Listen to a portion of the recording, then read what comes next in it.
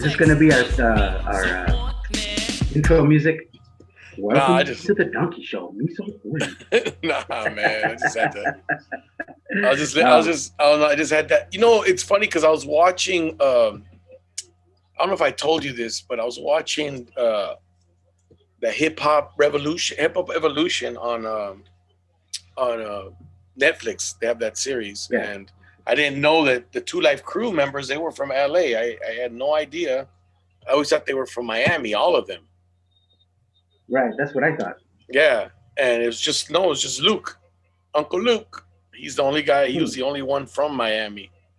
All the rest of them were from LA. They were a group from LA, and then he had a record label called que se llamaba ¿cómo se llamaba esa madre? Uh, uh, Luke Skywalker Productions or something Yeah, like Luke that. Skywalker Records, right? Yeah, Yeah, yeah, something there. like that. And he spelled it with like two Y's. He actually got sued by George Lucas for calling it Luke Fucking Skywalker. George Lucas. All You the know, money he's got to sue a guy trying to make a living. God damn. See, I guess he didn't like the. well, I guess but he that's didn't. why he changed the spelling. I guess he didn't like the music. I don't know. Is that what it was? I guess not. No, but I yeah, guess not. dude. Yeah, I'm hitting up Horacio. I don't know where he's at. But yeah, dude, that was interesting to watch all that. How hip hop has evolved over the years, and how it all started on the East Coast, and you know the Sugar Hill Gang and all hip on the hippity to the hippity hip, all that shit. Yeah. And that was actually it's funny because all the that you've heard that song, right? Oh yeah, of course. What's Yeah. it called again? The Message? Rappers, No, that's not the Message. Rappers No, Delight. the Rapper's No, Delight. that one The that the was called Rappers Message. Delight by the Sugar Hill Gang. Yeah. So Rapper's Delight. The other hip hop guys hated that song. They said that was a hacky song. Dude stole lines from other hip hop artists. I'm like, holy shit, this is going on in hip hop. Like people stealing shit, like stealing people's ideas or whatever. I'm like, god damn, dude, it's just a thing. I guess people on a quick come up or something. Yeah, And by the way, Dodgers lost or losing. they're fucking. Wow, the last time I checked, they were losing 7-1. Yeah, You seven to know, one. That's what I saw. Yeah. What's damn. up? I What's know. up with that, man? Who pitched today? I don't know. Honestly speaking, I don't know. I wasn't watching it, and I know I should have watched it, or I should have began to watch it because it is a big series. 2.5 games up on the Padres with 3 games, 3-game series. So after today, if the Dodgers don't pull it out of their ass, So these are the miraculously last get three games. back. These are the last 3 games. No, no, but this is a 3-game series. Oh yeah, the Padres are hot. For the I mean, Padres. I don't. Yeah. I'll be honest with you. I haven't followed baseball at all, man. Like I just can't get into it. It's just such a slow game, man. I think they gotta eliminate a strike and a ball. Like honestly, Right. like Well, I think what oh, they should do is cut it down to 7 innings instead of 9. You know what I mean? God, And yeah, there are some things you got to speed up the game. I think that you are losing a big chunk of the it's fans. because But as much as I think, as much as we love to see a good pitching performance, what we love are the runs. of course, We don't like the fucking strikeouts and all that no. shit. Like, Everybody likes offense. Everybody so likes offense. maybe move the mound back a little more for these fuckers that are throwing like 300 miles an hour. So everybody has a chance to see the fucking ball. Like, Or I don't better know. yet, you know what? Just eliminate the pitching altogether, and just give them a T. And just have them play T-ball. That way, every fucking batter can hit. You know what Why I not, mean? right? I'm just kidding. That would be fucked up. But I mean, they have to think of something. They are losing. They are losing fans. They're Kids don't losing want to fans. watch that shit. Kids love basketball and NFL football have grown and soccer, bro, is on a rise because it's such a fast-paced game. It's back and forth. Like people complain about soccer that there's not enough scoring, but if you watch, people who say that are fucking stupid to begin with. Okay, because if you watch a soccer game, yeah, okay, it's 2-1 or 1-0, but the action going back and forth, the steals, the missed opportunities, like all that stuff. It's freaking. It's like hockey. Hockey's not a 15-3, 15-13 game. It's 2-1, 1-0. It's the missed opportunities. He shoots. Oh, he's wide, or like all that stuff. Where it's probably around the same thing though. If they were to say, for example, shorten the field, because hockey's got a short ice. It's a small area. Yeah. It's like a basketball court basically. Yeah. If they were to shorten the field, it's instead of how long is a soccer field? It's like 3,000 yards, right? It's the length of a football field. It's the length of a football field. Yeah, I know. It's like what? That's like about 100 meters. 120 yards, yeah, roughly. 100 yards. Yeah, 120 yards because it's if you include the end zones on each side. But check this out. Not all fields are the same size. Did you know that in soccer? No, I didn't know that. Yeah, they have to be a minimum of a certain size. I don't remember the dimensions, but they could be up to a maximum of a certain dimension, but they don't have to be the same size. Well, that's weird. That is fucking weird. That's like, weird. Imagine. Well, look at baseball stadiums, Dick. They're not all the same dimensions. Oh no, you're absolutely right. You go to Boston, you have the Green Monster. You go to, you know what I mean? Like, not everybody is 420 to center. Yeah, you're right. That is true. So which is also weird. I don't get it. Yeah, but I mean, why would you make it all the same size? I mean, that's technically a home field. I mean, in football and in basketball, I guess you couldn't be like, oh yeah, we're gonna make our rims 15 feet. Like so because we have short guys on our team and we don't want the other team dunking. Exactly. But and also your shot. It wouldn't be fair for your shot because then you wouldn't have people as good as shooters in basketball. What's up, Horacio? Talking about sports, man. I can hear you. ¿Cómo están, Fernando y Cisco? Bien, güey. ¿Cómo te fue ayer? Bien. I recorded a podcast that it's called Heretics. Heretics? Heretics. Herejes el podcast. It's Mexican. What the fuck does that mean, heretics? Heretics, herejes, non-believers, like against religion. Oh, okay. Yeah, I guess the religious people talk shit about you. Why can't you talk back? That's what we do.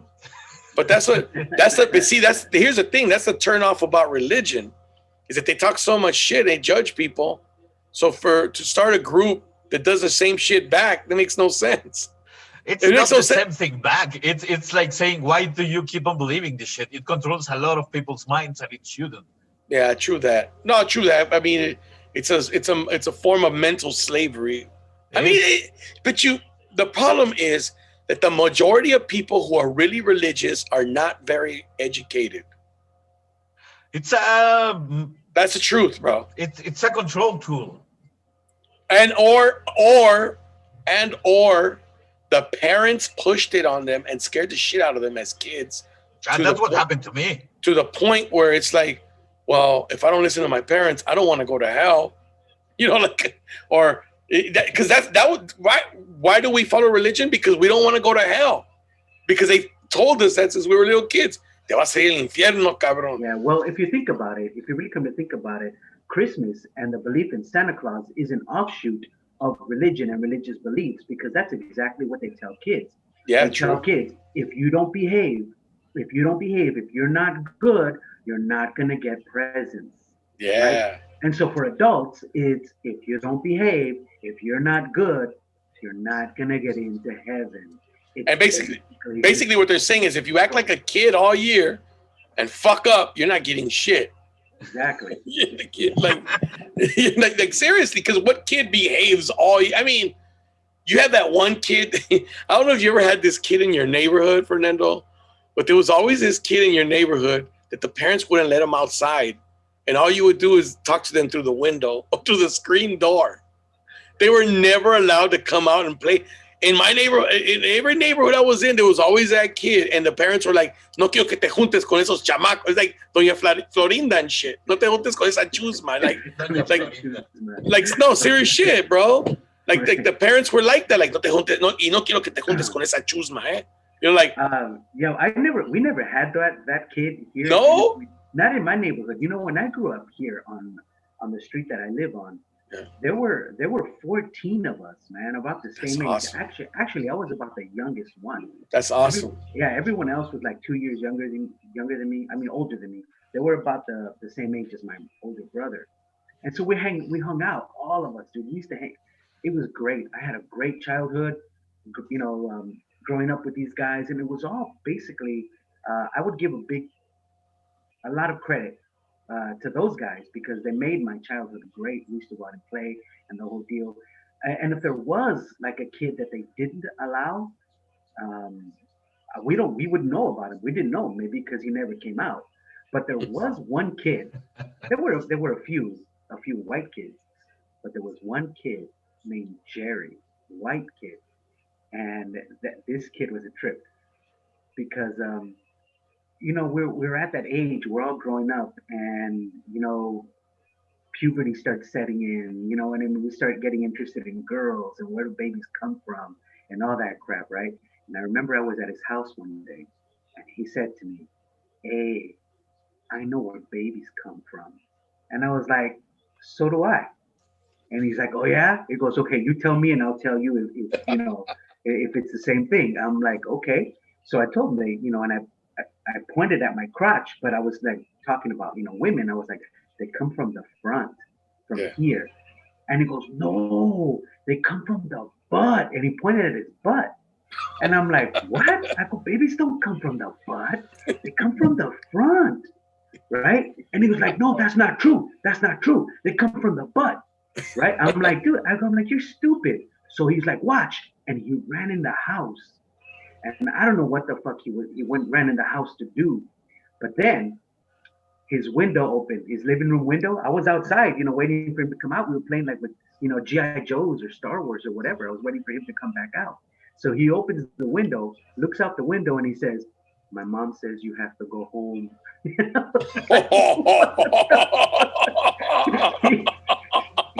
He went. No te juntes con esa chusma. He asked his mom exactly. So he said, "No te juntes con esa chusma." I was the chusma. You know what I mean? I was the chusma in that. Your in that mom regard. says you gotta go home. He's like, "My mom says you gotta go home." So he went in and asked his mom, "Is it true they come from the front or they come from the back?" They come out the butt. What the fuck? Like, why would you tell your kid they come out the butt? I Like, have that's no just so idea. funny. I have no idea, but his mom kicked me out. You gotta be careful when you fart because you might have a kid. You might have a baby. It might not be gas. It might be a kid that's been in there. Oh shit, man! What about you, Horacio?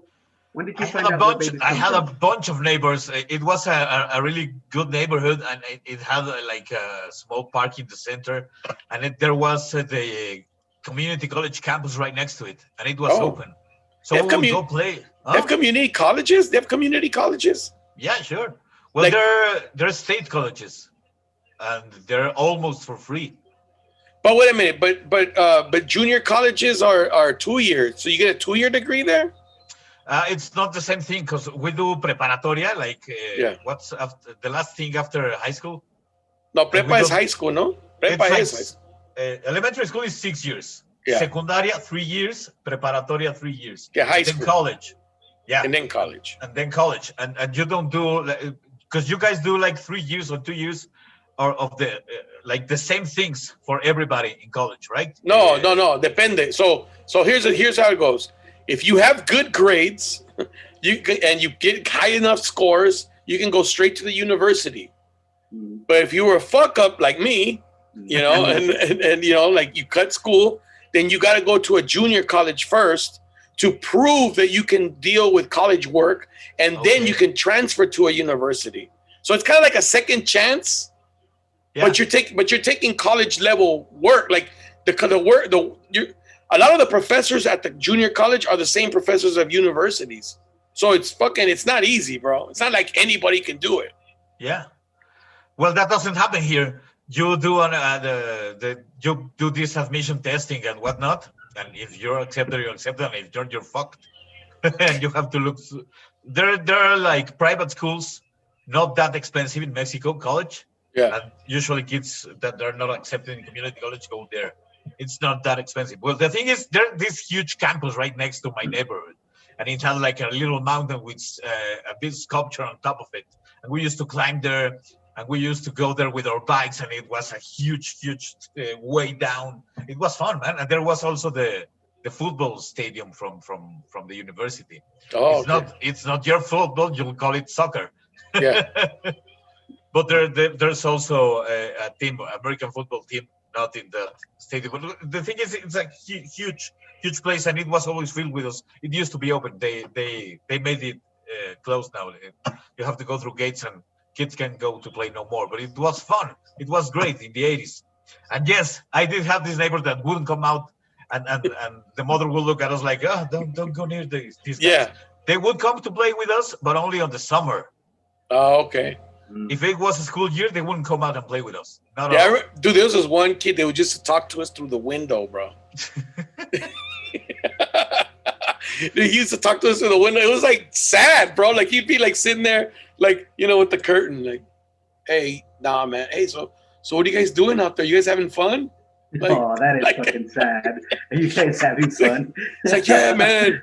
Fucking Danny's over there, you know, trying to get at, you know, Luisa or whatever the fuck, you know, like it's like, oh yeah, looks okay, looks cool, like fucking, all right, I gotta go eat, you know, like shit. But the kid had structure in his life. Like we didn't have no fucking structure. We were outside fucking around, dude. Like it's not like, and it's just our parents letting us be kids. It's exactly what parents do not do now. Oh no, I don't want my kid outside because people are bad. Motherfucker, people were always bad. They were pedophiles when we were kids, bro. Oh, absolutely. That's why motherfuckers are drug addicts and alcoholics is now. That's why there's so much alcoholism and drug addiction. Is people who were fucked with as kids. I mean, straight up. Yeah, they were. Of course they were pedophiles when we were kids. Except back then, we didn't call them pedophiles. We called them priests. No, but or like the parent who says, "Oh, I gotta get my son or my daughter a cell phone for their safety." Bitch, I didn't have a fucking cell phone. Fucking, I had to go to a payphone and borrow a quarter.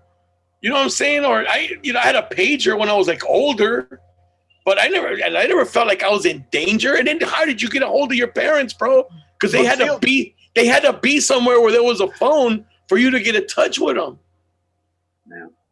So like I don't. And the pager thing, you bought it because you wanted to. You bought it for yourself. Yeah, your parents didn't give it to you. Yeah, I wasn't even a drug dealer or nothing. I just wanted a pager. You know what I'm saying? And then they beep you and you'd be like, "Oh shit, I gotta make a call." Like, you know, like you pull over, fucking right. let me borrow a quarter. 25 cents. Talking about that, now that we brought that up about being safer as kids or basically facing the same challenges as kids. I don't think it was safer. I think it was the same, bro. I don't think it was safer. That's what I mean. It was the same, basically. Coming up, we have Halloween coming up, and as we all know, this year it's pretty much canceled here in Southern California. Maybe not everywhere in the country. There are some places that are opening up, and that's great. But you always heard these things about like people putting razor blades in the apples and shit like that. And I saw a post on social media, like on Facebook, I saw a meme that I thought was pretty funny, where they said, "Grow the fuck up, parents. Nobody is gonna give your kid free drugs." You know what I mean? They're not gonna give your kid weed. That's for them. Okay? Yeah, nobody's giving that shit away. Yeah, exactly. You know what I mean? Everybody will be at that house. Everybody will be at that house. Word would spread. Like, yo, go to that house. They're giving weed. You'd go around the block, change, and come back in a different uniform. Or different costume, just to get more weed. Like, what the fuck? That motherfucker, really? Exactly. Dude, even crack. Crackheads would be out there. What are you dressed as? Oh, I'm a crackhead. That is true. That is true. I never understood when people said that. They're going to give you, check all the chocolates, make sure, or check all the candy wrappers, make sure they don't have pinholes, like they're going to inject them with something. That house is giving out Xanax pills. Oh, Really? man. Shit, we gotta go there. Motherfuckers would drive to Irvine to trick or treat if they heard they were giving shit away like that. Like they don't give a fuck. Okay, but that's the other thing too. You know, when I was a kid here where I grew up, there were always a lot of kids. It was really, really busy during Halloween. Yeah. You know what I mean, a lot of kids. And then as I got older, it's dead. It's dead here in my neighborhood. But as I started getting older, and the crowd starting to dwindle, somebody brought that up. They're like, well, we gotta go to Downey. At the time, Downey there was a lot of white people in Downey. That's where they give away the good shit in Downey. So yeah, we would go to they didn't give away the peanuts. Or yeah, sometimes they did. They did too. You know what I mean? But yeah, we would go to other neighborhoods. Did you ever get the orange? Did you get an orange? I got an orange. I got an orange. Yeah, man, I got fruit, apples, oranges, peanuts, pennies. I remember pennies? Yeah. Some fucking guy was every year would give out pennies. What? Yeah, he'd give out pennies. It's like, really? A penny? Not even a dime? You know what I mean? What am I going to do with a penny? Dude, remember when you could buy gum for 2 cents? I don't recall that. Gum. Remember they used to have the Bazooka Joes? They were like a 2 cents. Oh, yeah. Well, as far as I remember, from what I can remember, they were a nickel. 5 cents. Okay. Dude, I remember when they were 2, or the blow, with the blow gum, with those little fucking... Yeah, blow pops. No, the gum. Just the gum. Yeah. That's right. The gum. The gum, like in a blue and yellow wrapper, or blue and red, or something. That was twisted. Yeah, and it had like a little cartoon comic strip inside the wrapper. That was Bazooka Joe. Joe. Okay, that's a different one. All right, that's a different one. Yeah, but I remember for 2 cents you could get like some gum and shit like that. I mean, that was a long ass time ago, but I remember all that. I'm telling you, dude. When we talked about the $5, what you could get for $5, dude. When I was a kid, for $5, dude, shit. Fuck, hamburger specials were like $1.99. Well, yeah. Do you remember Carl's Jr., for example? Carl's Jr. Do you remember they had this special a long time ago where they would call it a $6 burger? Oh, yeah, I remember that. Look at this. It's a $6 burger, but we're going to sell it to you for $3, but it's worth $6. Yeah, I remember They don't that. call it a $6 burger anymore because all of their fucking burgers are over $6. Yeah, exactly. Now they just call it the thick burger. You know what I mean? But actually, do they have Halloween in Mexico? I really don't know. Besides Dia de Muertos, there's also Halloween. It's the same thing. People do that thing with the los altares and that kind of stuff, that traditional Mexican thing, with the flor de cempasúchil and ofrendas and all that kind of thing. But kids dress up and go out and ask for candy. It's the same event. That's an American thing, though, right? Yeah, the asking for candy is an American thing, but kids love it. So I don't know when Mexicans adopted it, but it's been here forever. What do they give? For my whole life. What do they give a lot away? Tommies? Oh, Tommies? Yeah, Tommies. I never liked Tommies. Those little the caramelos, candy? como caramelos. Yeah. Son de cajeta. Yeah, I was never a big fan of Tommies. Oso Montes brand. Yeah. No, Dude, Toluca. That would be a cheap place, a cheap house giving you. Yes. Dude, Tommies. hey, Fernando. What? Remember we talked about, I said, we got to go to Mexico City once, but we got to go to Toluca. Because I went to Toluca with Talavera. They make candy there. They have this fucking street.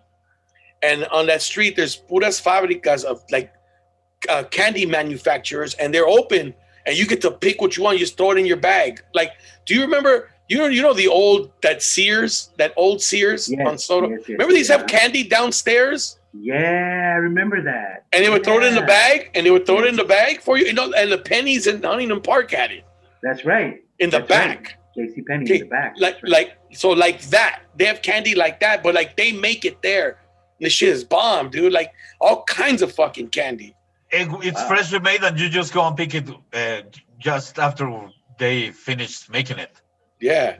And it's all typical stuff from that place. And it's weird shit you have never seen before, right? Yeah. It's not like anything like you see anywhere you go, like un coco or whatever, like, I mean, they got that, but they got so much other stuff that you're like, oh shit, you look at it and it looks good. So you're like, let me get one of those. Hey, let me get one of, And it smells great. Yeah, it smells really good, dude. I mean, even if you're not like big on candy, you're not gonna walk out of there like empty-handed because it just smells so fucking good, bro.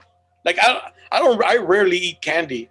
You know, like I'm more of a like I like ice cream or some shit like that. That's my sweet tooth. It's like I like candy. There are certain candies that I really, really like. Let me ask you another question, Horacio. And I'm sorry to change the subject, but I'm curious. I haven't been to Mexico in a very long time. So I really don't know. Would I get kidnapped? No, no. I'm too heavy. I'm too heavy to be kidnapped. And not only that, I'm not worth a damn thing. You know what? Who's gonna pay shit for me? You know what I mean? It's like, they'll pay me. They'll pay them to keep me. Do they have Taco Bell in Mexico? Oh, fuck no. Oh, fuck no. See, that's what I was wondering. And if they had a Taco Bell, is it successful? But I guess you said no. So no Taco Bell. I bet you if there was a Taco Bell, people would go. I bet you they would. I think there will be places where people would go, but mostly it will be despised. Like, we see that shit on television and we say, what? ¿Qué mierda es esa?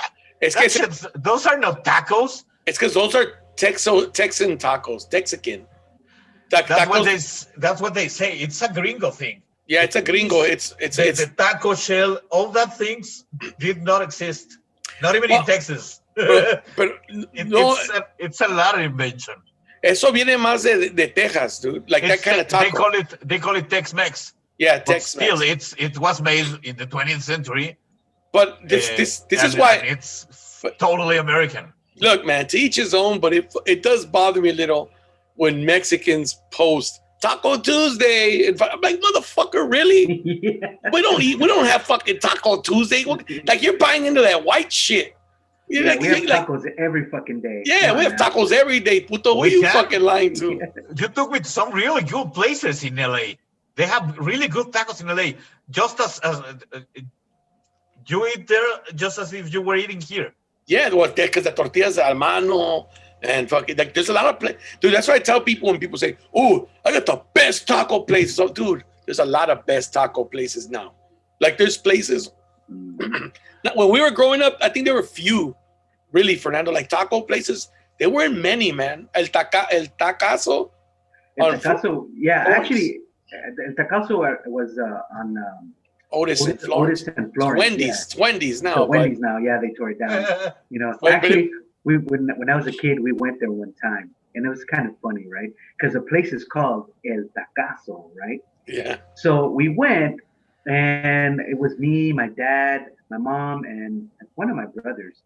Well, I had to be my older brother because I was a kid, because my younger brother wasn't born yet.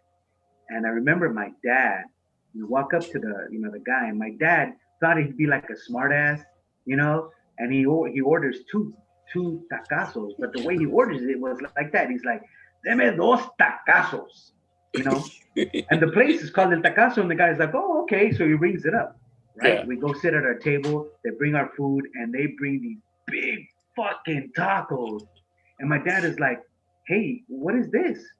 And the guy goes, son tacazos. Usted ordenó dos tacazos. Dijo, oh, no, yo nomás quería dos tacos. And then the guy was like, sí, señor, pero usted dijo tacazos. Estos son tacazos. You know what I mean? That's funny as hell.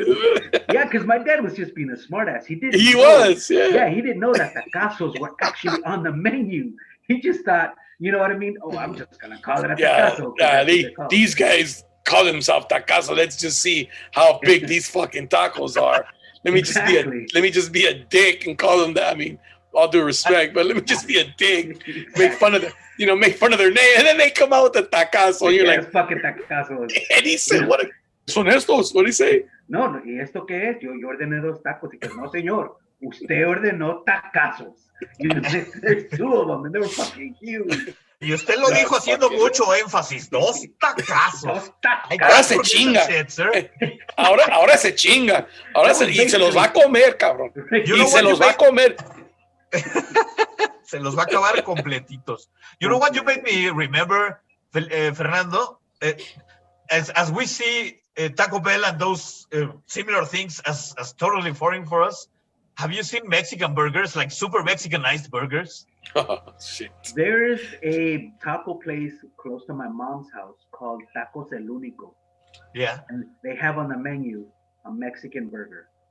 And basically, all they do, they it's like a torta. It's basically a torta, That's right. okay? But they call it a Mexican burger. But it's a fucking torta without the beans. You know what I mean? So it's like a hamburger bun, lettuce and tomato, and then you can add like al Pico de pastor gallo meat. and shit. Yeah, al Chingo de pastor chile. Un meat. chingo de Yeah, chile. exactly. And it's a fucking torta. It's not a And Mexican hamburger. you get this huge towers of a lot of shit. Like it's not only Yeah, the patty, it could be, as you said, carne al and pastor, right. It's not even a patty. milanesa. Yeah, it's not even a patty. It's the same meat that they use for the tacos. Oh, You know, really? the chopped up. Yes, that's what I mean. It's a torta. Oh, dude. You Hey, know I what was I in. mean? So my buddy, and my buddy Bad Luck again. We were in TJ one time, and he's like, I go, I'm gonna order. I'm gonna get something.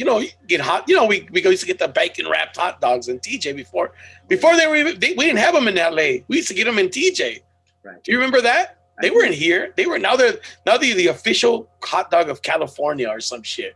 But they weren't. They're not from or LA or whatever. They're not even from. Yeah, we used to eat them in TJ or in Mexico, whatever.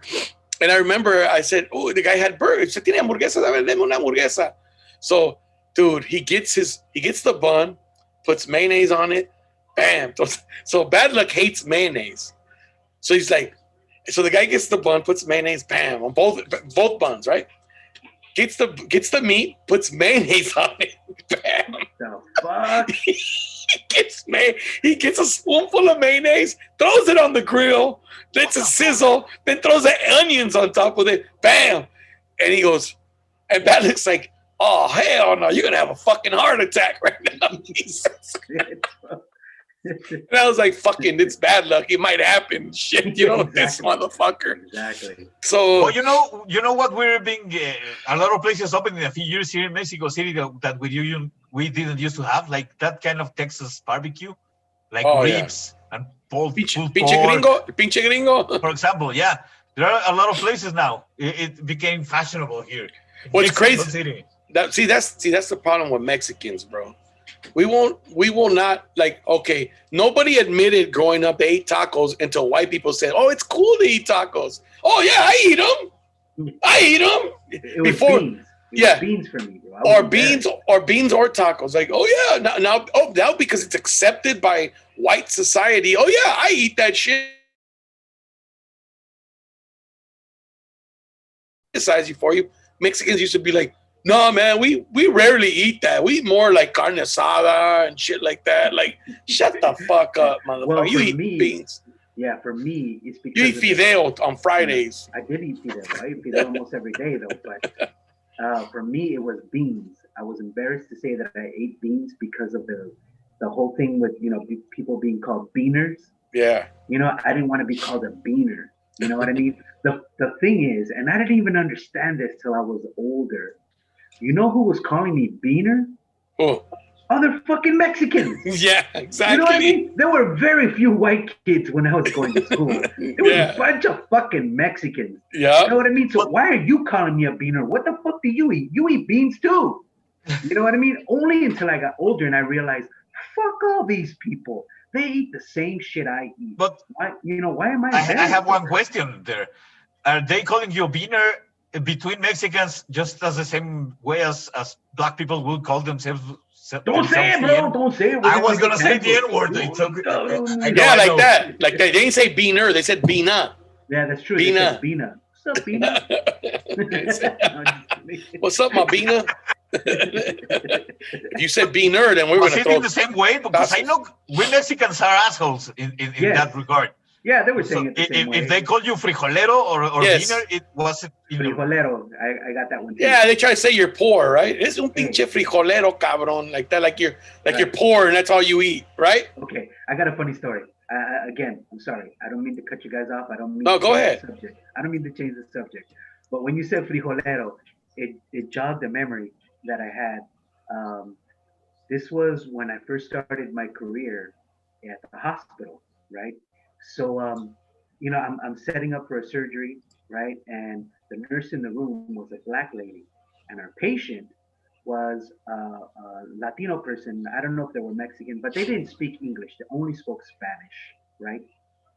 And so, I helped out. I helped out, like, move to this bed. The things that I could interpret in Spanish, right? But my nurse, she knew some Spanish words, and the basic Spanish words. Tiene dolor, that sort of shit, right? So she wanted to ask the patient if she was cold, right? And so she asked her in Spanish, ¿Tiene frijol? As in, instead of tiene frío, she said, ¿Tiene frijol? And I have my back to the patient because I'm setting up my table.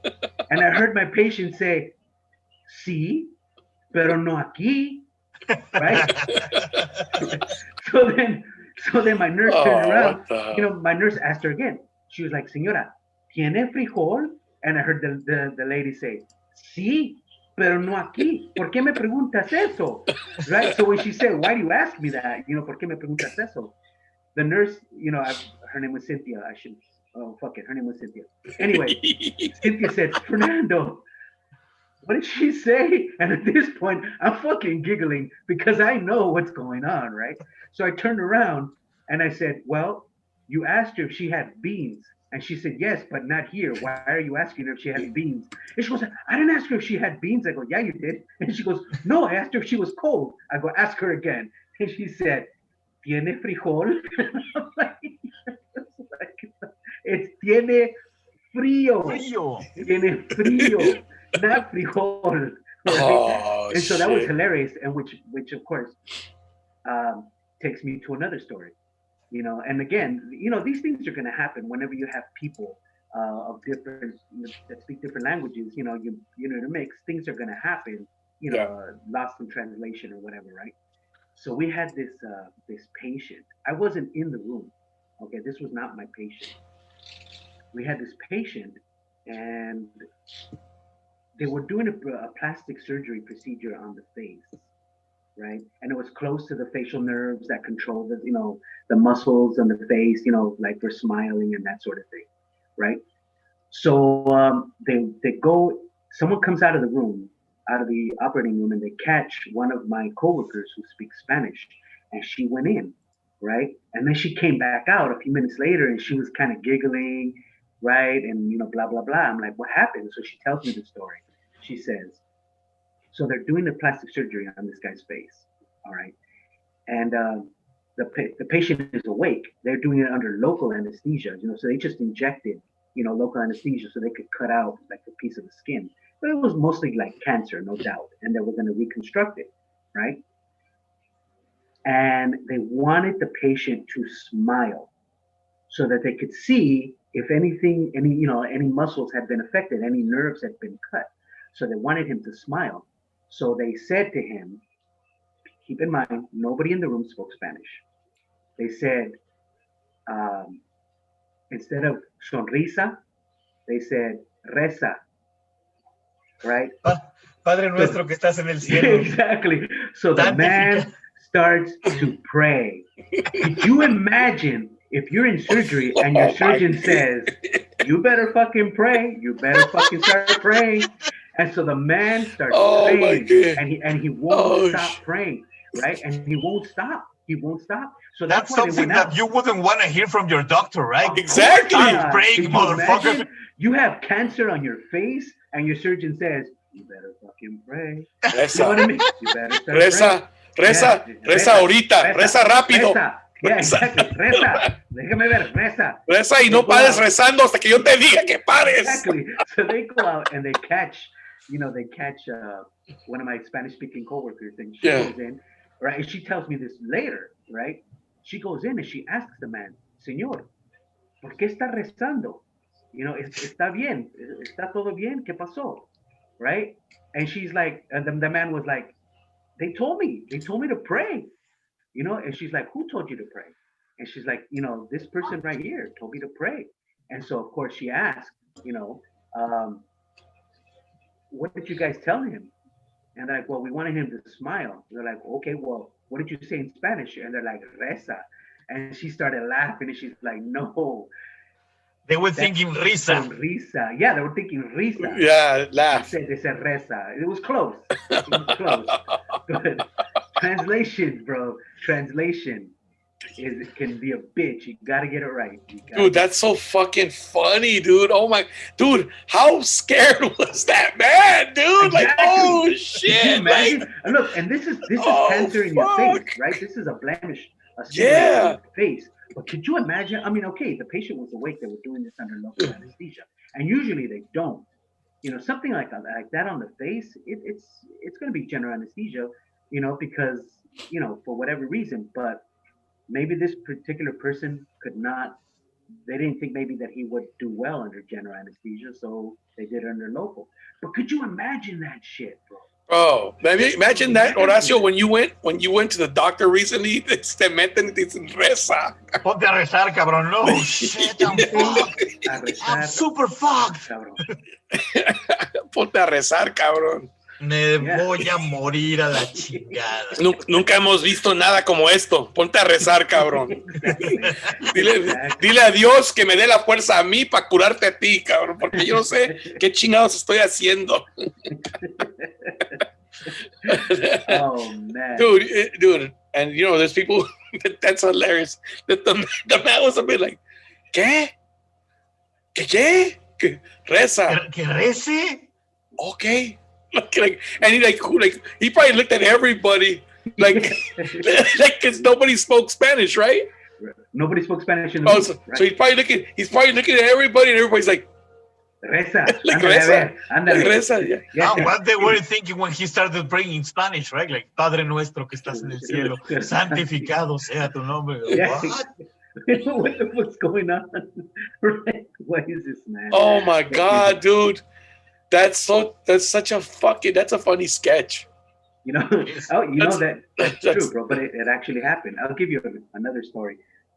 This one isn't the same about interpretation, but basically, all of these stories remind me of another story, right?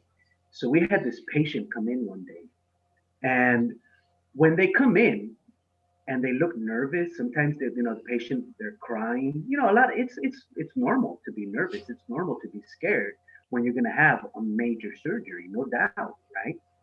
So when they come into the room and they're nervous and they're scared, and I see that, sometimes I go up to them and I introduce myself and I tell them, hi, my name is Fernando. I'm the surgical technologist in the room. I'll be helping your doctor with special instruments and equipment, that sort of thing. But I'm also the DJ. What do you want to hear? Like, tell me a song, and I'll play music for them as they're going to sleep, right? And so we had this one patient come in, and I asked her, what do you want to hear? And she was a Mexican lady, but she was speaking English, right? She was more like a veterana, like you can tell, like a retired chola. You can just kind of look, I mean, they have that look about them. Like Horacio Horacio doesn't know. So here, los cholos que se retiraron de ser cholos se le dicen veteranos. Veteranos, yeah. Veteranos. Yeah, exactly. Like retired cholos, they're called. I was just thinking about a really old chola that was. Well, no, it's como old chola. She's a veterana. Yeah, so it's like whoever went to war and they veterans. So like cholos who are no longer active cholos, they call them veteranos. They're like older. That's funny, dude. Yeah, exactly. Like they were actually in the military or something. So on Veterans Day, you'll see memes of a cholo. It said Happy Veterans Day. Oh yeah, right. Yeah. So she comes in the room, and I'm like, "Hey, I'm Fernando. I'm also the DJ. What do you want to listen to?" And she says to me in English, "Oh wow, that's great. I want to hear Los Huracanes de Tijuana." And I was like, Los Tucanes. Los Tucanes. Eso. Los Tucanes de Tijuana.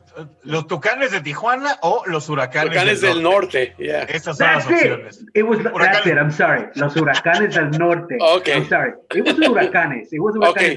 So Huracanes del Norte. Okay. That's two different groups. Okay. Yeah. I'm not familiar with any of their music, right? But I was like, okay, yeah, Los Huracanes del Norte. Okay. So I go over to the computer, and it's, we have access to the internet. So I just pulled it up on YouTube real quick. Put up, the first song that popped up. I played it. I'm like, this one? And she goes, yeah, that's my favorite song. So I'm like, okay, cool. So as we're moving her over to the OR bed and as they're putting her to sleep, we're playing Los Huracanes del Norte, and it's great. Cool. She goes to sleep. Fantastic. Fast forward. 7 months later, I'm in a different room, okay, and we're bringing the patient. This is 7 months later. We're bringing the patient, and I come up to her and I can see that the lady's nervous, and I say to her, same thing. My name's Fernando. I'm going to assist your doctor in the surgery. I'm also the DJ. And she goes, "Oh my God, I remember you." And I'm like, I go, you remember me? And she goes, "Yes." She goes, "When I had my other surgery 7 months ago, you told me the same thing and you played Los Huracanes del Norte." And I'm like, "Oh, right. Now I remember you," because at that point, she's the only person who had ever asked for me to play something in Spanish. Oh, Everyone else has asked for something in English. So I was like, "Oh, yes, I remember you too." And then she starts telling me, "My family thought I was crazy." I'm like, "Why? What do you mean?" And she was, "Because 7 months ago, which was when I got out of my first surgery, and I was in the recovery room. I was, recovering from the surgery. My family came to see me and they asked, "How are you doing? How are you feeling? How was the surgery?" And she said, "Oh, I'm fine. I'm fine. Did you know that they have a DJ in the operating room?" Right? And they were like, I'm trying to remember the lady's name. I think it was DJ Reza. Exactly, right. Exactly. And they were like, I think her name was Lorraine. I'm not sure, but she was like, she told me that her family said, "Lorraine, they don't have." Oh, there it is, right there, right? Los Huracanes. They're like, "Lorraine, they don't have a DJ in the operating room." And she goes, "No, yes, he introduced himself. He said he was the DJ, and he played Los Huracanes del Norte for me." And they're like, "Lorraine, they didn't fucking play Los Huracanes del Norte in the operating room." So her family was thinking that they have a DJ, a guy with turntables and shit, And they're like, "You were obviously fucking high. You're obviously high because of the anesthesia, right?" So she's telling me this, and she's like, "My family thinks that I'm crazy," right? So I was like, "Oh, you know what?" I go, "At the end of this surgery, I'll go out there with the surgeon, because after every surgery, the surgeon goes out and talks to the family, Yeah. right? I'll go out there with the surgeon and I'll introduce myself to the family and I'll That's tell the them DJ. I'm the DJ. Yeah, I'm the DJ, right? So I told the surgeon that story. This is a completely different surgeon, a completely different surgery. She's just having, two separate surgeries. So I told the surgeon that story, and he's like, "Oh yeah, yeah, yeah, come with me. This will be funny. This will be funny." So I'm like, "Okay." So he tells me, "Let me speak first, and then I'll introduce you, and then you can tell me who you are." So I'm like, "Cool." So we go to the family, and he introduces himself, and he tells them, "This is the surgery went well. She's in recovery, and they ask questions, and okay, when can she eat again? When can she do this? Blah blah blah, right?" So he answers all their questions, and he says, "Oh, and this is Fernando. Introduce yourself, Fernando." And so I said, "Hi, my name is Fernando. I'm, the surgical tech. I help the doctor, with special equipment, instruments, that sort of thing. And I'm also the DJ." I go, "Lorraine told me that she told you guys that, you know, that there was a DJ in the operating room. I'm the DJ." Oh, se congeló. Justo en el clímax de la historia. I know, right at the punchline. Jesus. And I'm the DJ. Those people must have had a shit attack. Like, what the fuck? Un pinche DJ. Yeah, because the difference between los huracanes y los tucanes. Y la chava no se mueve. Y la gente le grita. Esos son los tucanes. Esos son los tucanes, por eso digo. Y la chava no se mueve. Y la gente le grita. Hey, so your screen froze right at the punchline. Fernando, you hear? Basically, it just. Yeah, I can hear you. Can you? So when you introduce when you introduce yourself, you say, "And I'm the DJ." What'd they say? I said, "Ta madre." I'm DJ. So they, you know what I mean? And they're like, "Yeah, okay, whatever." And then they asked more questions. Obviously, what was important to them at the time was the well-being of the patient. Of course. They didn't really give a fuck if I was a DJ. But at least now, when she says, "Oh, they played Los Huracanes del Norte again." You should have played La Chona. You should have played La Chona, Los Tucanes. Y La Chona se mueve. Dude, hey, white people listen to that shit now. Then they play that Coachella, Los Tucanes, right? Yeah, they did. Do they? Yeah, they They did. played in Coachella, and there are videos of black guys singing La Chona. It's funny. Dude, I love that song. That song, you cannot hear that song and be like not happy. Like that fucking song. It's like Right. like I've always thought the same thing about reggae music. Like you cannot listen to reggae music and like be in a bad mood. Yeah. Like seriously. Like No, you're right. You're right. like if reggae music's on you're mad, you're a dick. Like what do you like like one love, let's get together. You're like, fuck this shit. Feel all right. Right. No, you're absolutely right. You're I like Damian Marley though. I like Welcome to Jam Rock and all that shit. Fucking he has some good songs. Him in This is La Chona.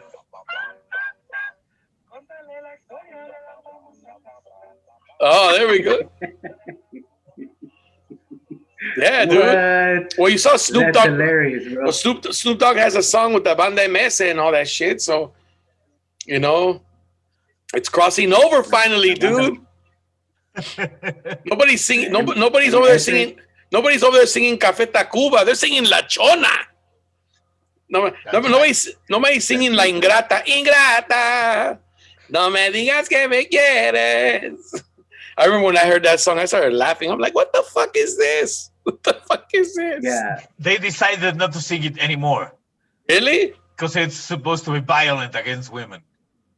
No shit. Oh, that's true. Well, you're right. I didn't know Café Tacuba were from California. What do you mean? This like super woke attitude. It's a song and it has a kind of a violent ending, but it's mostly a joke. Well, it's not like fucking Sublime Date Rape. I mean, That's shit. right. For example, They don't stop playing that. Let me tell you about a girl I know. Like what the fuck? Like everyone I used to hear that song, I'd be like, what the fuck's going on in this song? What do you mean? Like she picked up a rock, threw it in the car. Like Santeria had a lot of weird lyrics. Yeah, Sancho fucking bust a cap in Sancho's ass and shit. Like Yeah. Got a new 45. I have a feeling that what was his name? Bradley singer? Noor. Yeah, Bradley something. I have a feeling that chick cheated on him, bro. Because some of his songs, they're all the same. It's all about a chick cheating on him, and obviously he was dating a Mexican chick. You know what I mean? Because I think, but didn't they have Mexican? Didn't they have members in the group that were Mexican or some shit? I don't know. All white. Honestly, I don't know, but he's the one calling he's the one that calls Sancho, the guy that was with his girlfriend. That's what Sancho means. Well, they're from Long Beach, so they grew up around a lot of it's probably Mexicanos and shit like that, dude, or Latinos, you know. So they probably picked up the word along the way. You know, what's a Sancho? What's a Sancho? What's a Sancho? That's a guy your girl's with when you're not around. Exactly. Right. Exactly. The fuck's a Sancho? Dude, you want to hear something funny? So I used to work for a school district as a network specialist, computers network specialist. Mm-hmm. And, occasionally I'd be in the office. I wouldn't have shit to do. And the secretaries were in there and all that. And I would sit at a computer and I'd be fucking around, whatever, until I got something else to do. And I would put music on and I would play like Chente or some shit like that. And I remember I was playing the song Por tu maldito amor, right? Por tu maldito amor. And the white lady, she goes, what is he saying? And it was in that part, quisiera reventarme hasta las venas. Yeah, like, so I told her, I go, he says he wants to rip his veins out for her love, for her evil love. And she's like, oh no, he shouldn't do that. Like, but let me tell you, the lady, she was like a very like nice, naive woman, like very nice, but like very naive. Like she saw the good in everybody. Oh no, they'll get over it. Oh, tomorrow will be a better day. Like that person, like everything had a silver lining. You know what I mean? Like, and sometimes, and it was cool because, it's like kind of things you want to hear, but then sometimes it becomes annoying. You're like, look, bitch, The world is like that, okay? There's evil in the fucking world. Stop saying it's not gonna get better. It's gonna get fucking worse. Like, the only reason I wouldn't say that to her, because at the time I was like 23 and she was like 48 or 46 or whatever, you know what I mean? So she was an older person, like my age now and shit. And I didn't want to be disrespectful, but there were days where I was like, man, you know what? You're right. And then there were other days I just stay quiet. I'm like, oh, this fucking bitch and her happiness and shit. And fucking, like, it's like the ladies or the people at work who would say, hey, man, so how was the weekend, man? And it's like, yeah, dude, really? Like, you're going to come into fucking work all happy and shit on Monday morning? Like the fucking weekend's over, dude. Do you fucking realize we're at work? Why are you smiling? Like shit like that. Like that would be my attitude. I was smiling yesterday at home watching football. I'm not fucking smiling today. I just want to get this shit through. I want to get over these 5 days so I can get back to the fucking weekend, all right? Hey, you know what though, bro? Seriously speaking, I've been told that, man. But you're the happy guy? Yeah, like at work, Monday morning, you know what I mean? We're in the locker room, we're all changing into our scrubs to get to work. And I'm fucking around, I'm talking shit, everyone's laughing or whatever, right? And somebody's like, fuck, bro, don't you ever fucking turn it off, bro? It's like 6 o'clock in the fucking morning, man. Why are you so happy? Why you come in here so cheery? You know what I mean? And I'm like, I'm sorry, bro. Should I come in so gloom? I'm sorry. It's because they're not happy doing what they're doing, bro. That's how I was. I wasn't happy, like, being there and shit. I didn't want to be there. Yeah, like, to be honest, that's what it is. Like, you don't care. You're happy being there. They're not happy. I was working in law firms since I was like 23, 22. And I was grumpy as fuck. First of all, because it took me an hour to get there driving. Oh, shit. Mm-hmm. In Mexico City, transit is fucking, it was similar to LA's. Were you driving to work or were you taking like the metro? Driving. Oh, shit. I spent a lot of time in my car and I was grumpy as fuck. And I was too young to be that grumpy. But now I know that I didn't like to work in law firms. I didn't realize that. Really? So you didn't like law as much as you worked in music law or corporate law, right? Oh, those were years later. I was in corporate law, in big law firms. Yeah. I remember you said you used to do Universal Music or somebody, right? Or Warner Brothers? That Universal, yes. That was my last job. I was a business and legal affairs manager. So he had to read the fucking contracts, bro. You know how big contracts are? You know how thick contracts are?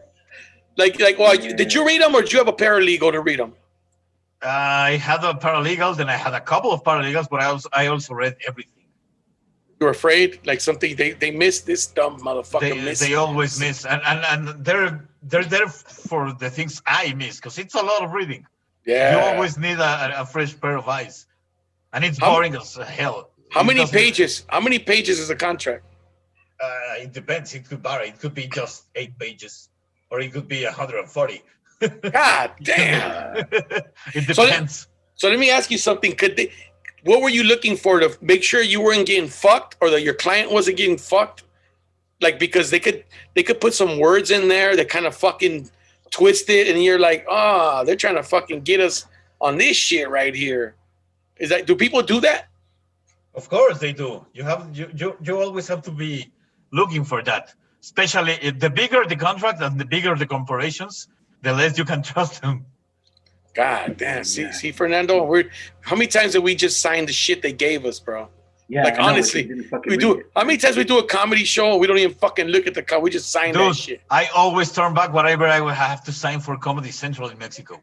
Every time they bring me something to sign, I change it. Every time. No shit. Like what?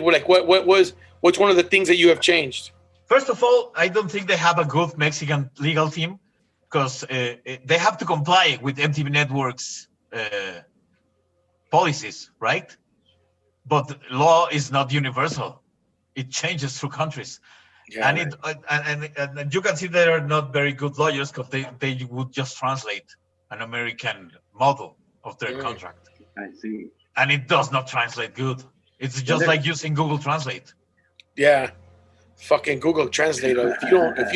If you don't use it, like I use Google Translate, but then I read it. But I know when I read it, I go, no, this ain't right. Like I kind of know, like nobody I know talks like this. Like shit. It's strange, and copyright law is very different in Mexico. Corporations can own everything in copyright law. That doesn't happen here. There are some rights that you can't renounce, and they put that in writing in those MTV Networks contracts. And so I have to explain them. It doesn't matter if you don't put it the right way, according to Mexican law, this contract it's like not signing anything. It's not good for you. If you want to take care of this and that, if you want to really cover whatever the hell you need to cover, you really need to change these contracts. But they never listen to me. Horacio's I'm there as a comedian, so I don't give a fuck what I think about the contract. Fernando, you want to know something crazy? I did shows in Mexico. I worked illegally. Horacio's the one that helped me get paid. Wow. Nice. He's the one that helped me get paid because I'm not, dude. People think people come, only people who come here are working illegally. I was working illegally, dude. I did a TV show twice, I did 3 shows, but 2 with Distrito Comedia. No, the other one wasn't really shit. But you did Estamparados, ¿no? Con Adal Ramones. Yeah, that one. So they pay you with a check. And I'm like, what the fuck? I can't cash this check. I can't cash it in the United States or whatever.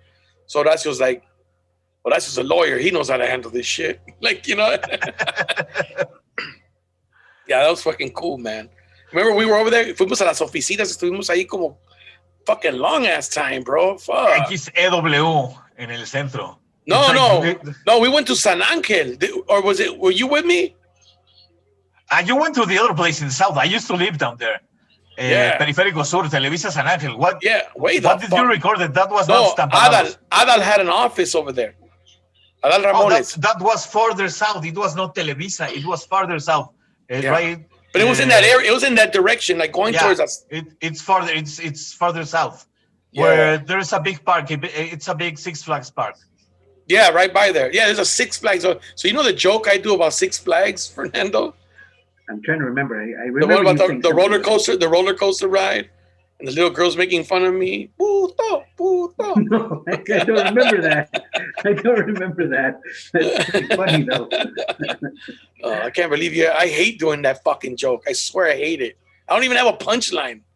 And people ask me, hey, do the one about the fucking. I'm like, it's not even a joke, man. It's just like a stupid. I'll tell you how the joke started. I used to say, and I think I did it on Comedy Time with you, because you used to host Comedy Time, right, Fernando? Yes, Comedy Time Latino. Yeah, and I remember I did the joke about, man, imagine if they would have put Disneyland in Tijuana, Mickey Mouse would have been a burro, or no, Mickey Mouse would have been a fucking, I forgot what, a coyote with a patch on his eye, Goofy would have been a burro. And then, and Donald Duck would have been a gallo, pinche gallo, de Palenque. Yeah. They go, and the fucking rides, be no lap bar, man, just be a rope. Hold on, fucker. Shit like shit like that. That was the joke. And then it just evolved. And then I started saying that there was a girl next to me and she's making fun of me because I'm crying because I don't have a lap bar. And she's like, puto. And then everybody behind her gets into it because that's how Mexicans are. They start joining. Puto. Everybody's like, puto. Like, shit like that. We used to use that against hecklers here. Yeah. You remember that thing in soccer games when we started to go like this? Yeah. Puto. Yeah, that was Don't translate that. Didn't Puma start that? Yeah. But then they started saying it's homophobic. It's not even homophobic. Because it's not. It's not even gay. It's not even anti-gay. It's not even against gays. It means faggot, but it's not used like that. Yeah, it's not like, it's not. It means like, hey, faggot. But the real meaning of puto es que te metes con muchas viejas. Eres bien puto. That's the real shit. Nobody uses it like that, but yeah, it should be. Because if puto and puta are the same, It's not. That's the thing. That's Puro, a British. puto means gay. If you use it the wrong way. And puta means whore. Yeah. See, that makes no sense. That makes no That's why sense. this LA comedian was calling Mónica Escobedo in this Gatada de Patos thing, el programa de Franco Escamilla, and he called her a puta, and he was disqualified. Yeah, she was gonna come on today with us. She couldn't do it. Oh, really? Yeah, she was. She couldn't. She after all, it's because she was busy. She had another thing she was doing, and she probably got tired and shit. I get it. You're doing something else. You're like, fuck. I just did this for an hour and a half. Now I gotta go do another one. I'm fucking tired. And she's been answering questions from that roast battle. But I asked her to be on here a long time ago. That wasn't even what I want to talk about the most. Just shit. I've known her for a long time. She came out here. She did the show when I was doing my Spanish show at the Laugh Factory in Long Beach. She did the show. She came down. She did really good. She killed it. So yeah, just talk about shit like that. Fuck the road. Fuck all that shit, man. I mean, well, the thing is, we used to use that against hecklers, Yeah. We started going like this, and the rest of the audience will go, eh. Puta. But yeah, it's like when we were kids, you would say, "Hey, don't be a fag, dude." But like you didn't mean it maliciously. You know what I'm saying? But I get it. I mean, I get it. I guess because the word's been used for so long to demean gay people or homosexuals. I get it. We were trying to make Molotov stop singing puto. Puto. Que no baile, no brinque, puto. They're still singing it. Matarila al maricón. Y lo que quiere llorar. Puto. You never heard that song, Fernando? I think I have. Puto. El que no baile, no brinque, puto. El que no brinque, el que no salte, puto. O sea, brinque, no salte, puto. What is it? I forgot what he says. What does he say in that part? Matarila al maricón. But what did he say before that? ¿Y qué quiere este hijo de puta? Quiere llorar. Yeah. Yeah, that dude, that's matarile al maricón. Yeah, there you go. It's an information for my kids. It's a kid song, and they just deformed it. But they were banned in Mexico for a while. Like they had a song about like anti-government and shit like that. They have the tons of songs. If you play "Give Me the Power" on a stadium, people will get more excited than with the national anthem. Than with fucking Volver. No. With Molotov's "Give Me the Power." Have you heard it? No, I'm saying. Dame todo el power. No es cierto. Bueno, voto latino, dame todo el power y bueno, sí, dame todo el power. They have a lot of que te demos en la madre. Yeah, they were banned. ¿Qué no los vetaron de México? Like for a while, like they couldn't play their music. Like them encontró el machete too or some shit. No, Molotov? Yeah, I heard that they were banned. No, not at all. Or maybe certain areas. No, you sure? Yeah, they played everywhere. No, that was a false fucking rumor then. It is because it's a fun band to watch, and they were never banned. Yeah, I'd never seen them live. I would love to see Molotov, man. I've seen them a lot of time. I met them. I think they played at Coachella also. I think they did. Yeah. I think they did back like an Ice Cube was there and shit like that. When I was the record I had to work at Universal for them was live in Moscow. Moscow? Yeah. You went over there, man. You went over there? I did all the work for the contracting. Oh shit! For that record. Fuck, that's badass. No, I didn't go. Where's a place you'd like to go, Fernando? Like travel, like what if you could pick any place in the world, like you've always wanted to go to? Well, you have not been. Somewhere that I have not been. Somewhere I have not been. Yes. I was gonna say Japan, but I went to Japan a few years ago. Okay. I'd love to go back to Japan. Japan was fucking awesome. But you have not been. But somewhere I have not been. Yes. I don't know. Probably London. England. London. I'd like to see England. Maybe Australia. You know what I mean? Something like that. That'd be kind of cool. How about you, Horacio? China. I'd like to go where these places. I have a lot of friends that are really into martial arts, and they've traveled a lot to train in China. To the Tibetan monks or what? Like to some, not Tibetan monks, to the Shaolin monks? Shaolin monks, no. Coco Celis' girlfriend, Yeah. friends like that, like a Shaolin monk. What? Yeah. But my friends go to another place. I don't remember the name of the martial art, but it's near Wuhan. Oh, fuck. It's a Wu-Tang. It's Wu-Tang. Wu-Tang Clan ain't nothing to fuck with. You see the pictures and it's so fucking amazing. It's have you seen Crouching Tiger, Hidden Dragon? Yeah. Remember that movie? Yes. That's the feel you get from these guys' pictures. Damn. Amazing. But the training they do is fucking incredible, man. They like they're so like fucking, I don't want to say elastic, but goddamn, they stretch. They can stretch. They can do the splits like nothing. Like, you ever seen that where they put one leg on a chair and the other one on another chair and nothing in the middle? Yeah. I'm like, holy fuck, man. Yeah. Like, there's gotta be something to what they do that allows them to do shit like that. What these guys told me is that they train their whole lives. I mean, if you go to school and you play football in your school, they're training this. Can you imagine that your whole life is dedicated to just do that? Can you imagine that your entire life, dude? Have you seen those contortionists, the Chinese contortionists? You know, these are the women that can bend backwards. Oh, you know what I mean? Basically, they can basically put the back of their head and touch their heels. Yeah, you know I've seen that shit.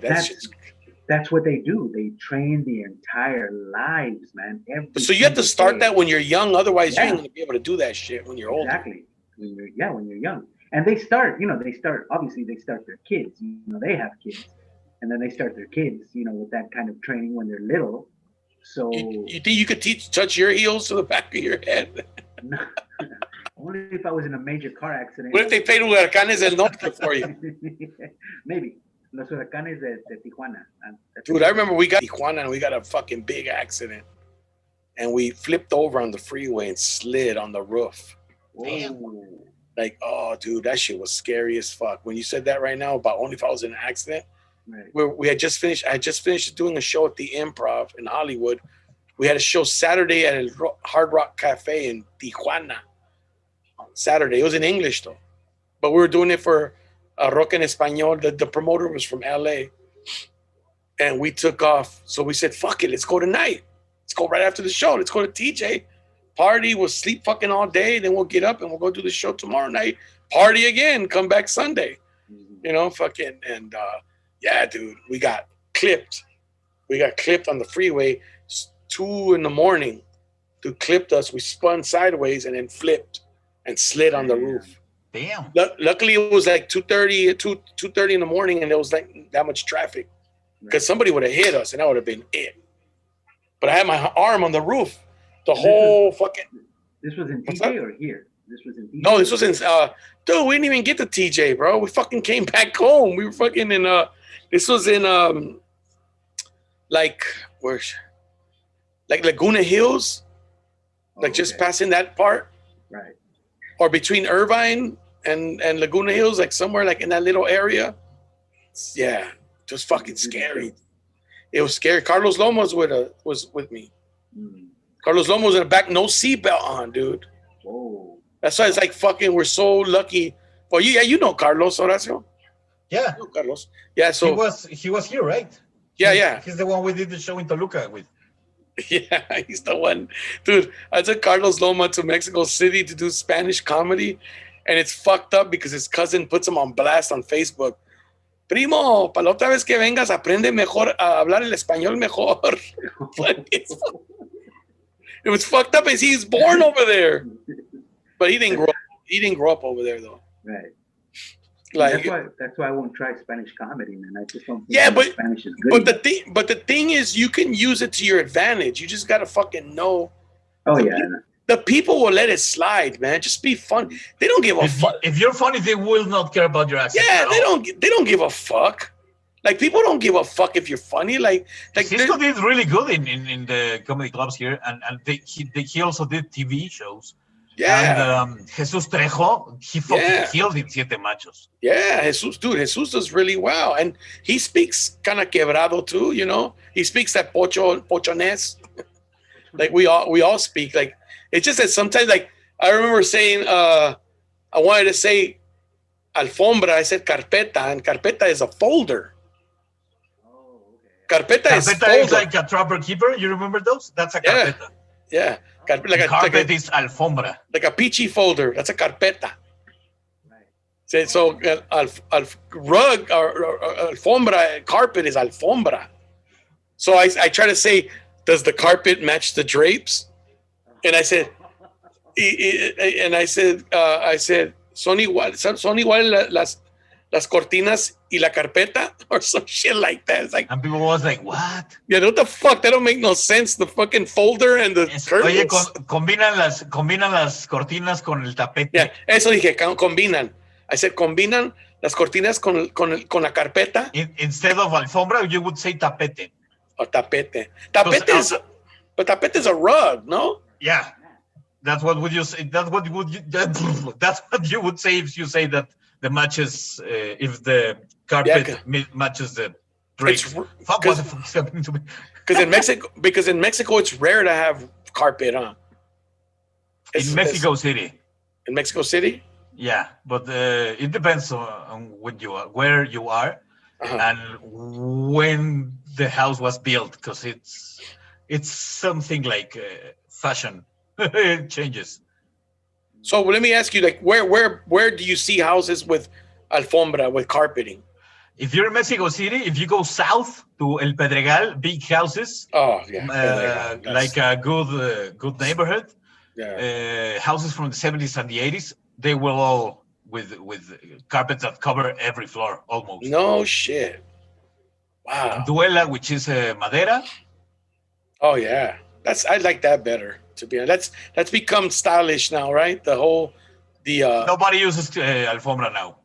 No, dude, it's because of dust, and then you have to vacuuming and all that shit. It's a pain in the ass, and it's hotter, dude. When it's hot, fucking for some reason, carpeting makes the room hotter, right, Fernando? Yeah, I think so. Hey, what happened to your volume, Fernando? It got lower. I don't know what happened to my volume. Can you hear him, Horacio? Yeah, but his volume is way down. Yeah, like it was higher. It was, louder. Well, I don't know. The microphone is right next to me, and it doesn't have a volume adjustment. Maybe your microphone disconnected. Yeah, it might have somehow from somewhere. How about now? What do I say? Same. Because now I can hear other noises. I'm muting. I muted him, so I'm asking him to unmute now. Ahí está. There we go. How about now? No, you still sound far. I don't know what happened. Did you lean back or some shit? No, I'm right in front. Let me try something. Hold on. Yeah, much better. Farted, right? How about now? Can you hear me better now? Yeah, I see. It's way louder. Oh, wow. I don't understand it. I don't understand what happened. Yeah, that was weird. Pero escuchamos fuerte y claro. What did you do? Unplug it and plug it back in? Yeah, that's all I did. I just unplugged the microphone. I plugged it back in. That's it. Technical problems here. No. Technical problems and shit. It's a good thing that I have an audio engineer next to me. So I'm gonna tell you guys, if you got a little bit of change somewhere lying around, put your money on Tesla right now. Tesla shot up today, bro. $50. Shut up, $50. It had eaten shit for the last 2 weeks. It went, dude. I got into stock trading and all that back in. I had done it before, like I had gotten into it, but it was just like a little thing. Like I was always interested. Now I really read the reports and I study charts and all that shit. And man, people are fucking ruthless in this, man. Dude. Oh, I can imagine. You want to read something entertaining? Download the Webull investment app, Webull, and read the fucking comments. Read the comments, bro. All they do is fucking talk shit to each other in there. Like, so bulls, I consider myself a bull. I always think the stock's gonna go up. Mm-hmm. You know, I'm not naive. I know it goes down, but a bull always tries to get in and you know and make money going up. Right. Bears want it to go down. They buy it, it goes up, they sell it right away to make it go back down again. Mm-hmm. And they fucking just keep shorting it and shorting it and shorting it. Like they always keep the price down. They want the price low because they make more money. They get money, sell it right away. So the bulls and bears are always going at it. Oh, fuck you, fucking bears, you piece of shits. And what happened today, bulls? Yeah, bull stands for bullshit, and you fucking, and then they'll talk, you fucking faggot. No, I'm like, Jesus Christ, dude. Like, Jesus. Everybody here just wants to make some money. Fucking, why is everybody like, it's kind of like if you were to bet on the game, like I'm watching the Broncos and the Titans right now. It's Monday Night Football, right? Mm-hmm. It's kind of like you would bet on the game, and then whoever bet on the Broncos would be talking shit to whoever bet on the Titans. You know what I'm saying? Yeah. Right. But it's just fucking weird because I just picture all these, Wall Street nerds fucking just going at it. And none of them have their picture on there. None of them have their identity, their real name or their picture. So they're just talking shit to each other left and right. Dude, let me see if I can find something but dude, I read that shit for entertainment now. And let me see if I can find something like that'll be interesting to you guys. But yeah, that's what I've been doing, man. That's what I do during the day. And it's oh shit, it shot back. Oh no, it went down a little bit. No, he's gonna get his license and he's gonna trade in the big stock market. It says, Nice. nah, fuck all that, dude. I don't want to do none of that. From home, that's great. Hey, I see people in here, and it's crazy. Like you'll see, and people screenshot their accounts, and it's like I'm down 38,000, but I'm hanging in there. I'm like, fuck, $38,000. That ain't shit, dude. One guy had $1 million accounts, and I'm naive in that aspect because people call them out. That's a paper trading fucking account. That means it's fake. It's fake money. I really think it's gonna dip tomorrow.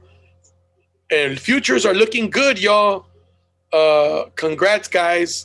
Tesla's something leaked that Tesla's coming out with a watch. We'll hit $500 this week. Yeah, okay. Shut the fuck up. Wow. Wow. Gracias. Cállate, los hocico. I've learned only pumpers and spoofers post in Weibo. People that are making money are too busy enjoying it to post on here. If you are sheep, then you will follow what these idiots say. Stop looking to your left and your right for validation. Tesla speaks for itself, says the person posting. Like somebody put, right? Right. Nobody cares what you think you've learned. We still think you're a moron. Damn. For broke boy, to my followers, gains. I don't know, y'all. Hopefully it didn't take you long to learn that. Sadly, it did. Thank you for being decent about it. Dude, but that's like those people are being nice. Those people are being nice. You gotta. I'm gonna send you this fucking link. You gotta get this shit, and you gotta go in there and just read the fucking stocks. Like, oh my, because I'm like, there's some stocks I've been holding, and I swear these people they piss you off, bro. Because like there's a couple stocks that I'm down $300-400, which to me it's a shitload of money. You know what I mean? Like I bought that shit way back, and it won't fucking go back up. But I'm holding on because I know that they have what do you call it? Not capability. What would you call it? Potential. They have potential. And these motherfuckers just piss me off but I never answer. I'm like, I restrain myself there. But they're always like, you fucking piece of shit's holding on to this stock. It's dump that shit. It's going to 50 cents next week. And you're like, motherfucker, don't it starts getting you mad, dude.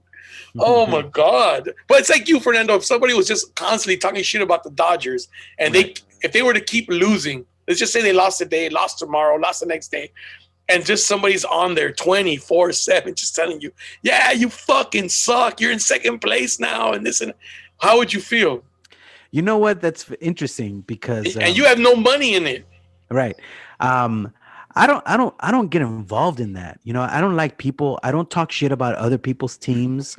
You know what I mean? Well, no, well, hold on. For fun, for fun. Yeah, but yeah, for fun, right? But usually I don't talk shit about other people's teams because I don't want them to talk shit about my team. But they do anyways. But the only exception is I have family that lives in Northern California. Remember, and Lodi and Galt. You know, the people you didn't snitch on. Yeah, exactly. Right, exactly. So I have family that live up in Northern California. Hey, what happened?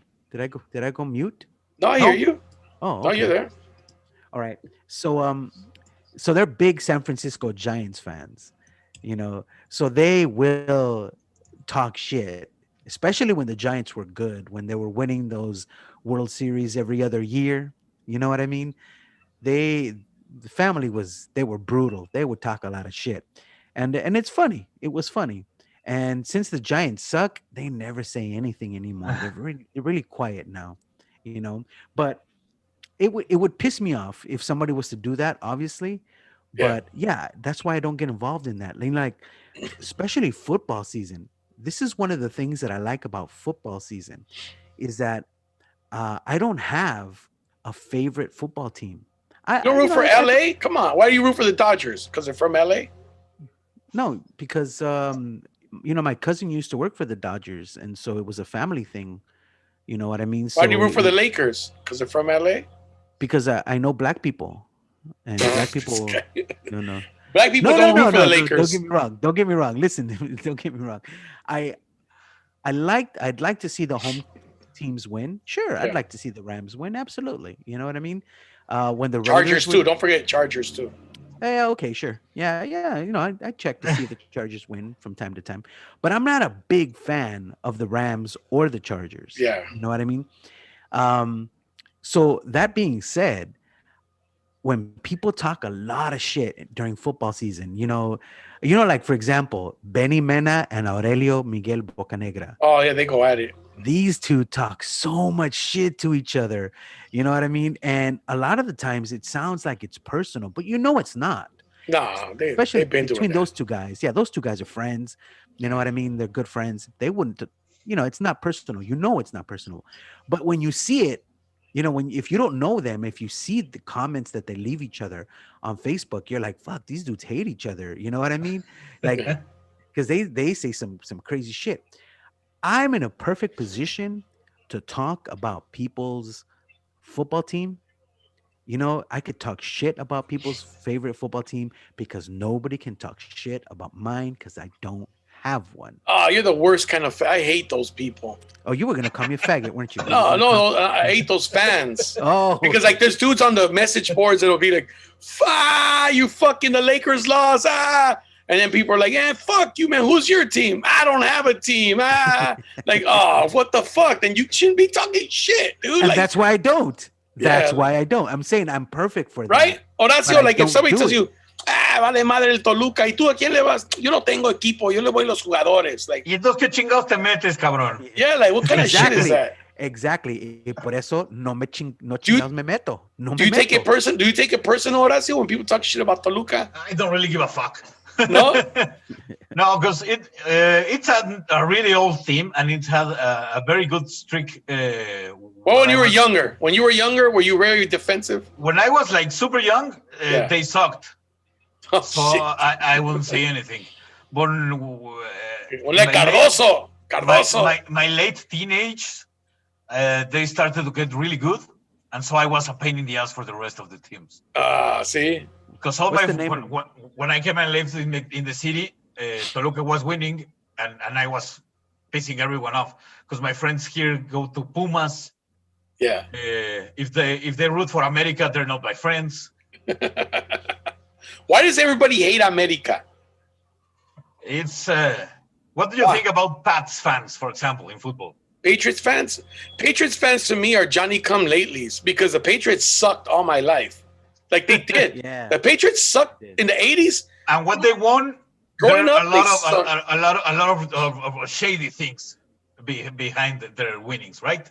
Like those things that, like the deflated balls and whatever. Yeah, Spygate, where they were filming the other Spygate, team's yeah. practices. Well, Yeah, America it's also questionable. had a lot of things like that. They used to say, and Compran los árbitros, and especially Exacto. because they're owned by Televisa. That's why people hate them, right? 'Cause it's like the big corporation owns you, and then that's the thing. Televisa televises all the games. So the Televisa televises most of the teams. I know Azteca televises some. Televisa televises some. Is Chivas Azteca or Televisa? I don't know where they are right now because Vergara tried to make his own streaming system. But he died, right? Yeah. Okay. And I think they went back to Azteca. I'm not really sure. But yeah, so you got Porque ya no veo el fútbol casi. so could you imagine, Fernando, if like the Yankees, for instance, if the baseball games were aired on NBC, and then the Yankees are owned by NBC. So you know what I mean? Yeah, It's like exactly. you're like, what the fuck? You know, like they're making all the money, they're getting all the revenue, TV revenue, like fucking off commercials and shit like that. So who's getting richer? The Yankees. Nobody else is getting. I mean, they're paying the other teams for the league and to televise the games, and then they're getting a cut.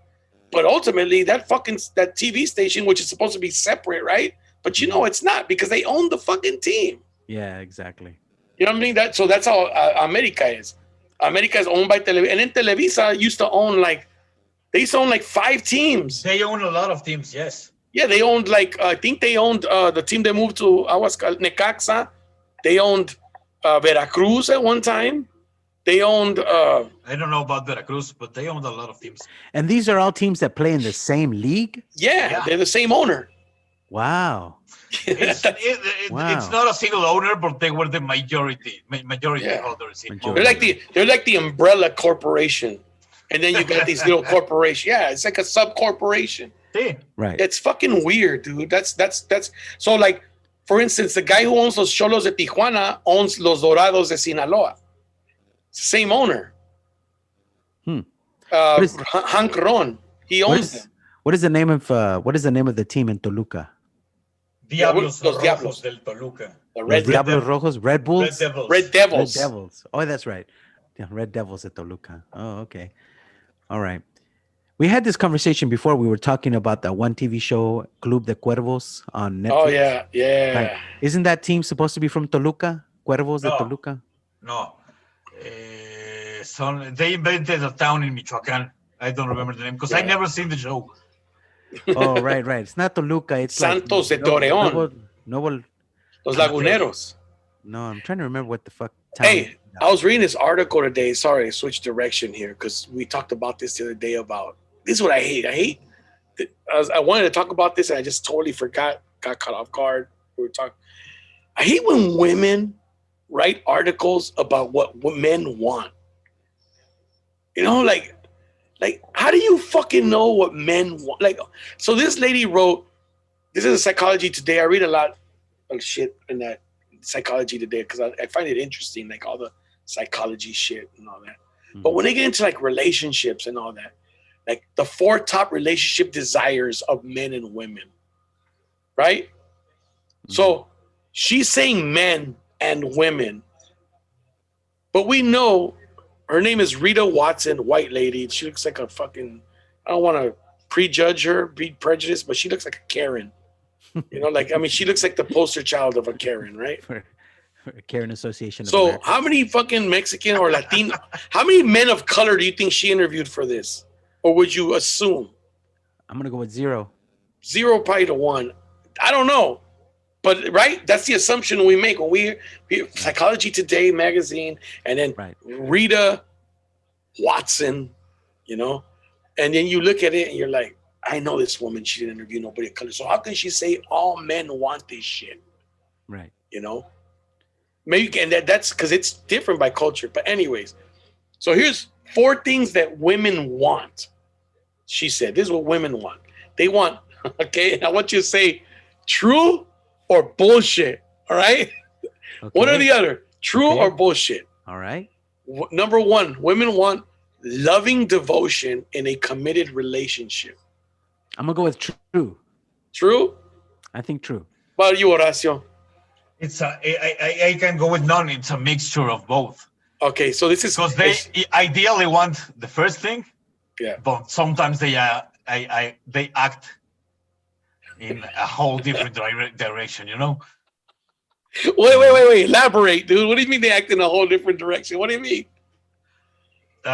They ideally want, and they say they need a good and committed relationship, but then they act to break the peace in those relationships, and Break the peace? yeah, they're terrorists, you know. So here's her definition. Here's her explanation. Okay. Says this is a simple wish in which action speaks louder than words. A devoted man is respectful of the time they share, respectful of her work, her friends, her family, and their togetherness. Essentially, women believe in a we relationship rather than an I relationship. We is a state of mind and heart. It means that wherever one partner is, the other is present in their thoughts. Partners who consider themselves a we act that way. When you talk to partners who live with and in the heart of their beloved, you experience that commitment in every way they present themselves. They communicate pride in belonging to their partner.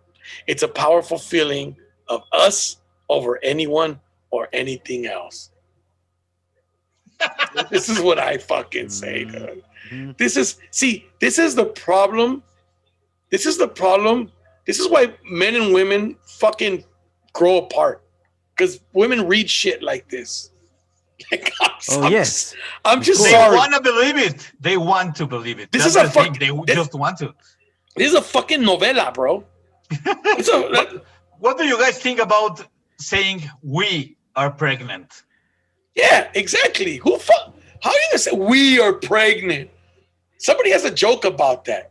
Really? Yeah, I don't remember who said that, but I have heard someone say that. We are pregnant. Yeah, we are not. What kind of pussy goes around saying we are pregnant, dude? Like seriously. I don't or like if you say like, oh, I can understand the good part of saying that shit, but it's just stupid. I believe in the good intentions. Dude, my son today, fucking, I tell you, my 14-year-old, he always sends me these memes, and you probably read them, but I hadn't read it, and it was funny because he said, "Por qué? No, how come when a woman's pregnant, people rub her belly, and say congratulations, but nobody goes and rubs the man's balls and says good work, good job, yeah, good job." Oh shit! You saw that one? Yeah, I saw that. What's hilarious, dude? It's true. My son fucking sent me that one. He's like, nobody rubs the man's balls and says great job. Great job. You know what I'm saying? But it's the same this shit. This shit like, oh, I gotta think about you fucking 24/7 because I'm with you. Like, how am I supposed to work? How am I supposed to function? Right. Like, let's be honest, dude. So tell me, maybe the first 2 weeks when you're in love and shit, you know, the first 2 weeks. I can stretch that 3 months tops. The first 3 months. The first 3 months when it's tops. A new relationship. Yeah. After it's like, you know, it's like when you get your new car and you can't wait to drive it. Like, oh man, you know what? I want to go for a drive, whatever. After fucking like 3 months, you're like, man, fuck that piece of shit. You're already looking at new cars. Like, no, I'm serious. Like, hey, don't scratch it. Hey, I wish I would have bought one of those cars. Hey, that car. No, and you park it far away so nobody scratches it, like where nobody's at, so nobody opens their door and hits your door. And then, like, fucking after like 3 months, you're like, fuck it, man. You pull up in the first spot you see. When it's you don't even leave it with the valet. Yeah, you don't even leave it with the valet. Yeah, first you're leaving it valet. You're like, fuck it, I'll pay the extra money for valet. I want my baby to be okay, you know? Afterwards, you're like, fuck that valet. I'll park it myself. Shit, you know? What's another scratch? That's true. It's fucking hilarious. What were you gonna say? What were you gonna say, Fernando? Oh well, you said that the lady had a list of things or something. Oh yeah. So number 2 is what women want, right? So the second thing, 4 things women want. So number 1 was loving devotion, a committed relationship. Number Right. 2 is thoughtful, honest behavior. Thoughtful, Truth or honest bullshit? behavior. Okay, they're they're gonna say that. Okay, they're gonna say that, but do they really mean it? I don't know, man. Because look, and look, as men, you know, we've all been there when a woman will ask you, you know, do I look fat in this? Are you Yeah. really gonna be honest? Are you really gonna be honest? No, do you want that honesty? Do you want that honesty? Exactly. That's the question. Exactly. Do you really want that honesty? And now a lot of them will think that. A lot of them will say, of course I want that honesty. No, they don't. They want to be reassured. They want to be told, no, no, that doesn't make you look fat. Yo, baby, no, you know. But in your mind, you know, you may be thinking, "Ay, cabrona, you know, you know. Yeah. So look, so this is her explanation. Women like men who are honest about their thoughts and their whereabouts. I think, Oh, ¿A yeah. dónde andabas, cabrón? You see how she snuck that shit in there? You see how now we're getting to the truth here. Now we're seeing what's behind her fucking opinion here. Like Right. somebody used to lie to her ass that they were at work. right. Okay. Exactly. This is, and women demand truthfulness, according to psychologist Nicole E. Elsquest of the University of Maryland, who analyzed 300 students to compare women's and men's self-conscious emotions. If a guy slips up, he should say so without crafting a carefully worded email. Have you crafted a carefully worded email to get out of some shit? Not to get out of some shit, but sometimes you have to craft a carefully worded email so that they don't assume shit. You know what I mean? I mean, I'm trying to think of a perfect example, but I can't think of it right now. But I've done that several times where I'm like, oh, no, I can't say this. It has to be like a generalization so they don't assume I meant that. You know what I mean? Yeah. So, but I see. Yeah, I see what. Yeah, I understand. Right after college, I had a girlfriend. She lived in Toluca. I lived in Mexico City, and she was always busting my balls, not believing whatever the fuck I was saying. She would just not believe it if I wasn't standing next to her. So it was a pain in the ass when I started having like a big job, and I had to work long hours. And she wouldn't believe that I was still working. That's what I mean. I was 4 years with this girl, and I you were had being to honest. craft carefully worded emails. Carefully worded emails. To believe that I was not doing anything strange, which I wasn't. But I still had to write like that, and I hated it. This is what drives men away, bro. This Yeah, is what this is what drives you away, because you're like if your girl was cool, like, oh yeah, man, like you're not gonna think like you feel comfortable. Their mentality is, oh, me quieres ver la cara de pendeja. That's the fucking that's their thing, dude. Like that's their worry. That a woman's biggest worry is what other people are gonna think about her. Like, oh yeah, he's not there. Oh yeah, he's at work. Wink, wink. You know, like stop fucking hanging out with these people. Fuck these bitter bitches, man. Right. Did you see this joke of mine where I? They're not your friends. They're not your friends. Did you ever see this joke of mine where I'm doing a rant and it's my girl just insulting me? Yes, yeah. I do a long rant. Yes. Chita, the first time Manchita saw this bit of mine, she started crying. She thought it was about her. She thought, and partly it was, but it was a mixture of all the girls I've had in my life, not just her. But crying, laughing, or crying? Bad crying. Oh fuck! Wow. Now we gotta get her on here. So, okay, number 3 is what they want in a man: generosity of spirit. What the fuck does that mean? Generosity of spirit. Women appreciate men who are not just good money managers, but are also generous in spirit. Define spirit, please, doctor.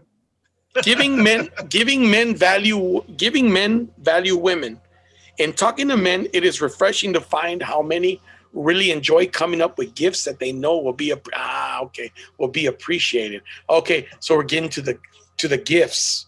Here we go. That's the generosity of spirit. So they want a guy who buys them shit all the time. That's basically what Es que tienes que ser detallista. Yeah. So not these an expensive things, something special that you know that I will love. So these men also understand reciprocity. Reciprocity. Mm-hmm. That giving a woman pleasure will result in her desire to give pleasure to him. That's called fucking prostitution, by the way. The late sexologist Carol Botwin noted in her book Love Crisis, hit and run lovers, jugglers, sexual stingies, that withholding traits carry over into sex and doom relationships. So basically what they're saying, if you're not a detallista, if you don't buy shit for your woman, you suck in bed. That's what I gather. That's interesting. Really? So do you think generosity and spirit, I'm gonna have to agree with that one. The women want that, but is it real? Is it real? Like, what if you don't have, it's supposed to be about love and not about money. What if you don't have a lot of money and you can't buy, any little thing? It doesn't have to be expensive. Yeah, bullshit. Because when your girl comes over that her man bought her red bottom shoes, this is what I tell my lady. Like, if she ever brings shit up like this, like, my friend, her husband bought her red bottom shoes. I go, I guarantee you, I'm 99% sure he's fucking cheating on her. I go, no motherfucker goes and buys red bottom shoes unless he's fucking around. He's making up for some shit. He's just feeling so guilty that he had to spend a ton of money on shoes. Now, would you agree with that or not? I agree. I would. Yeah, I agree. But I think most men would agree with that shit. The only ones that would disagree are the motherfuckers doing it. The motherfuckers that are cheating. Yeah, absolutely. As a matter of fact, one time, a long ass fucking time ago, it was pretty funny. You bought some red bottom shoes? No. But for Valentine's Day, they used to have these arrangements where they put a whole bunch of carnations together and they made it look like a puppy. You know what I mean? The way they arranged it, they made it look like a little puppy. They even put little fake eyes, like googly eyes, you know what I mean, on the flower arrangement to make it look like a puppy. They put it like a little red petal to make it look like a tongue, like it was sticking his tongue out. You know what I mean? So that was pretty cool. See how big he is, Horacio? Yeah, he's fucking big. You know? London. So he was like a super little kid when I met him. Yeah, sorry. Yeah, no, that's all good. So then I would, I knew that my daughter would like it. So I went to Conroy's on Valentine's Day to get this arrangement for my daughter for Valentine's Day. I thought it would be cute, right? Dude, first of all, the line was huge. Obviously, you're going to go to Conroy's, a flower shop on Valentine's Day. Yeah. So the line was huge. You should have pre-ordered it. Yeah, no kidding, right? Yeah. But bro, you could tell who the guys there that have fucked up. You know what I mean? The guys who have cheated. You know what I mean? Because of the amount. They were buying arrangements that were made into the woman's face and shit. It was like exaggerated, man. You know, and the funny thing is that I have never felt so judged in my life because all of these guys are turning around looking at each other, bro. Everybody is turning around looking at each other, but no one is talking to one another. You know what I mean? Like, fuck. I saw a dude that had 200 roses. You know what I mean? And I'm thinking to myself, yeah, you fucked up, bro. 200. You fucked up. And I had this little puppy made of carnations. You know, it's this little thing with googly eyes and a little tongue. And it's for your daughter. They don't even know that. My daughter, right? They don't even know. They're probably looking at you like cheap fucker, man. Exactly. Like, look at this cheap fucker. But that's the thing. That's the problem with us. We think we're like, honestly, bro, that when you think that somebody's gonna think a certain way, it's because that's the way you would think. Yeah. It demonstrates how you feel. That's the fucking honest to God truth, bro. ¿Qué va a decir la gente? Oh, Yeah. Decir la gente. pues lo que dijeras tú, por eso. Por bien sabes. I don't think I've ever bought something expensive out of guilt for a girl. No, I haven't. I don't think I Oh ever no, did. no. Out of guilt? No, absolutely not. I've I've never been guilty. That's why.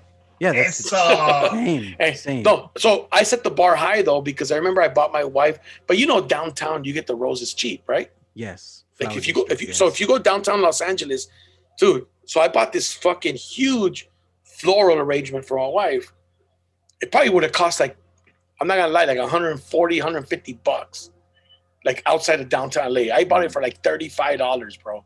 But it was a huge arrangement of roses in the shape of a heart. And it's like, it was like probably like for $35? 35 bucks, bro. Wow. Because downtown That's LA. cheap. That's cheap even here. So yeah, dude, because in downtown Los Angeles, that's where everybody buys their roses. They go buy them there. All the companies go buy them there, and then they fucking tax your ass. They mark up the price like ridiculously.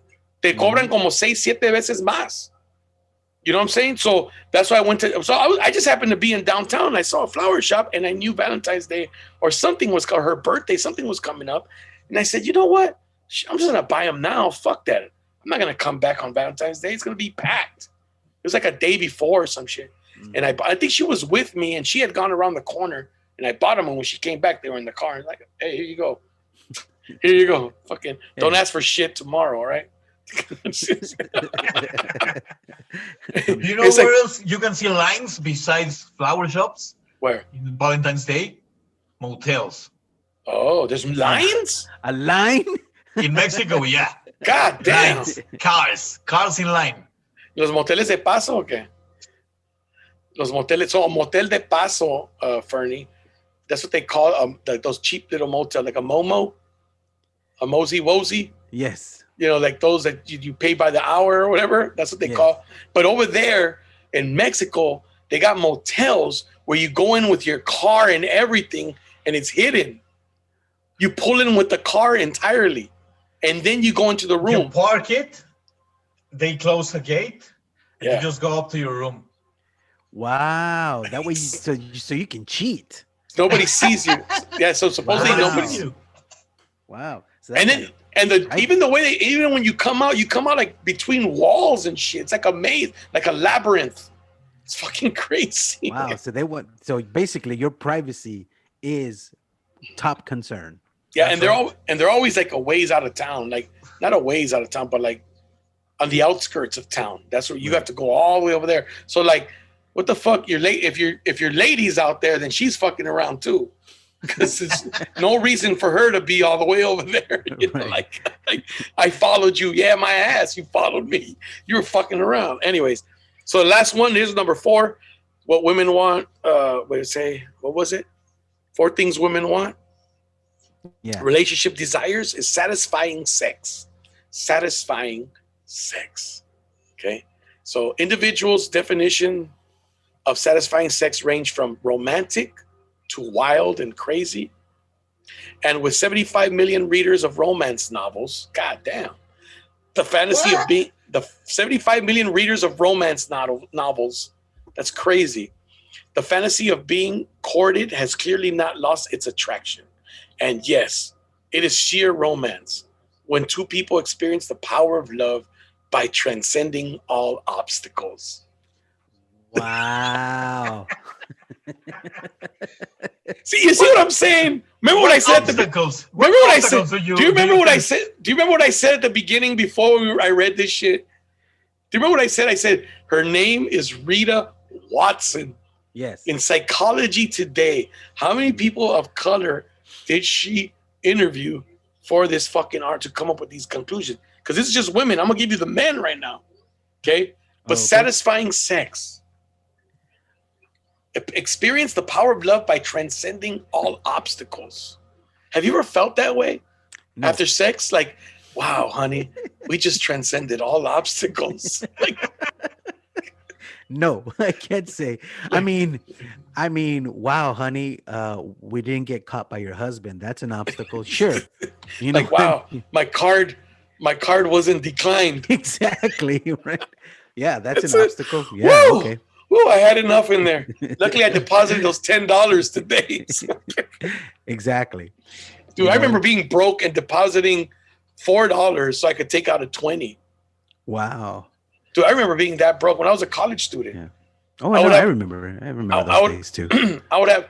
So Horacio, I would have $16.10 in my bank account.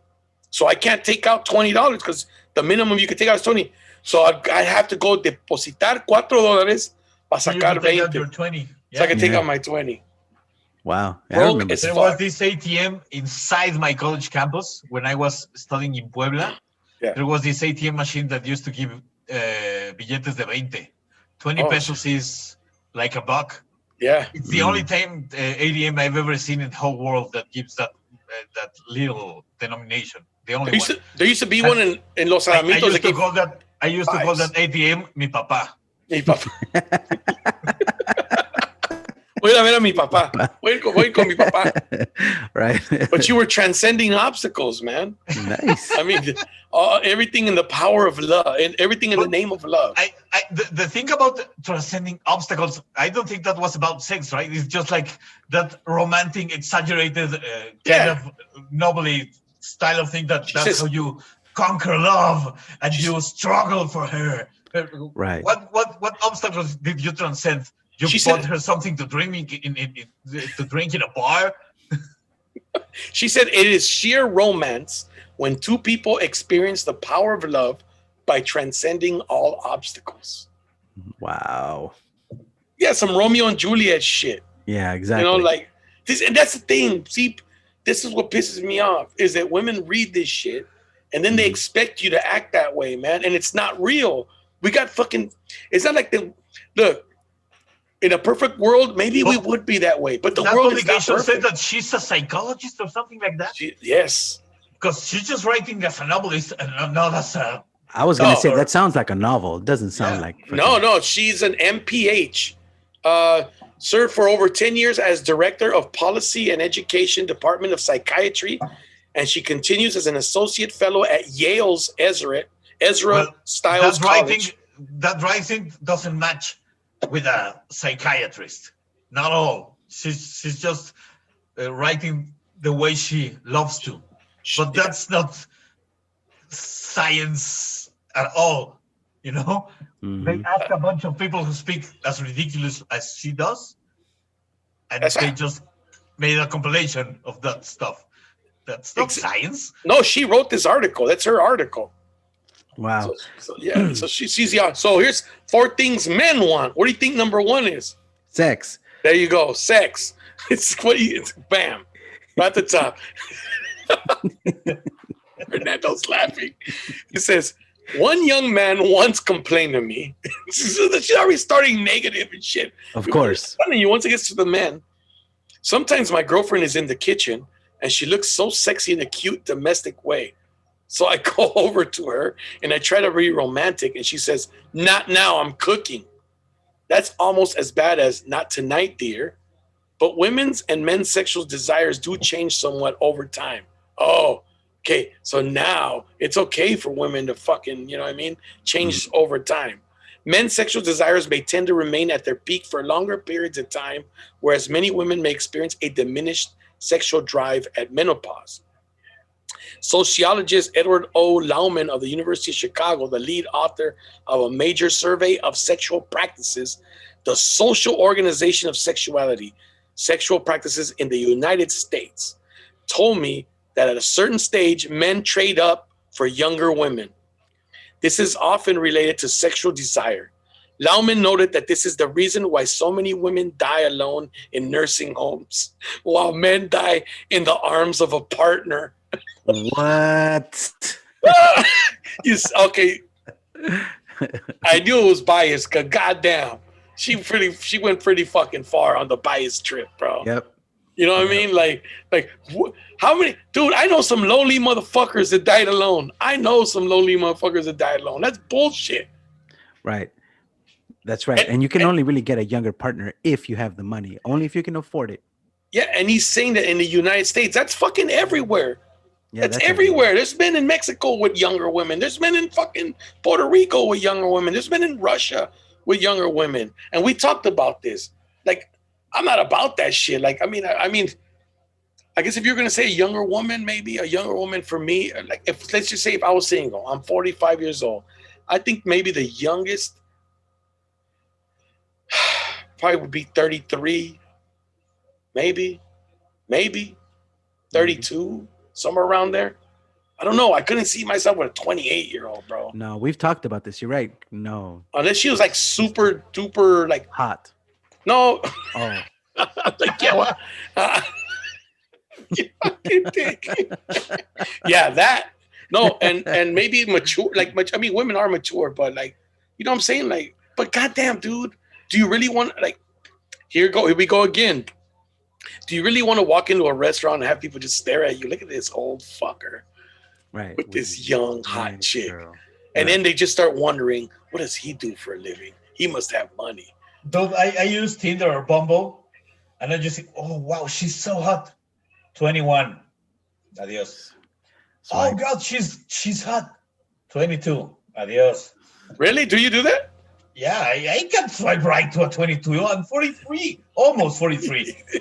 Right. So what's your cutoff? I turned 43 in 2 weeks. What's your cutoff, Horacio? What's your cutoff? About 30. 30, right? 30. I would say 30. About 30. Just sounds about right. How about you, Fernando? Let me see. Yeah, I'd say about 35. About 35. Yeah. See, 35 for you because you have a daughter. Like, so if you were like a 25-year-old, probably how old's your daughter? She's 21. Okay, so if you were dating a 20, would you feel awkward? Of course.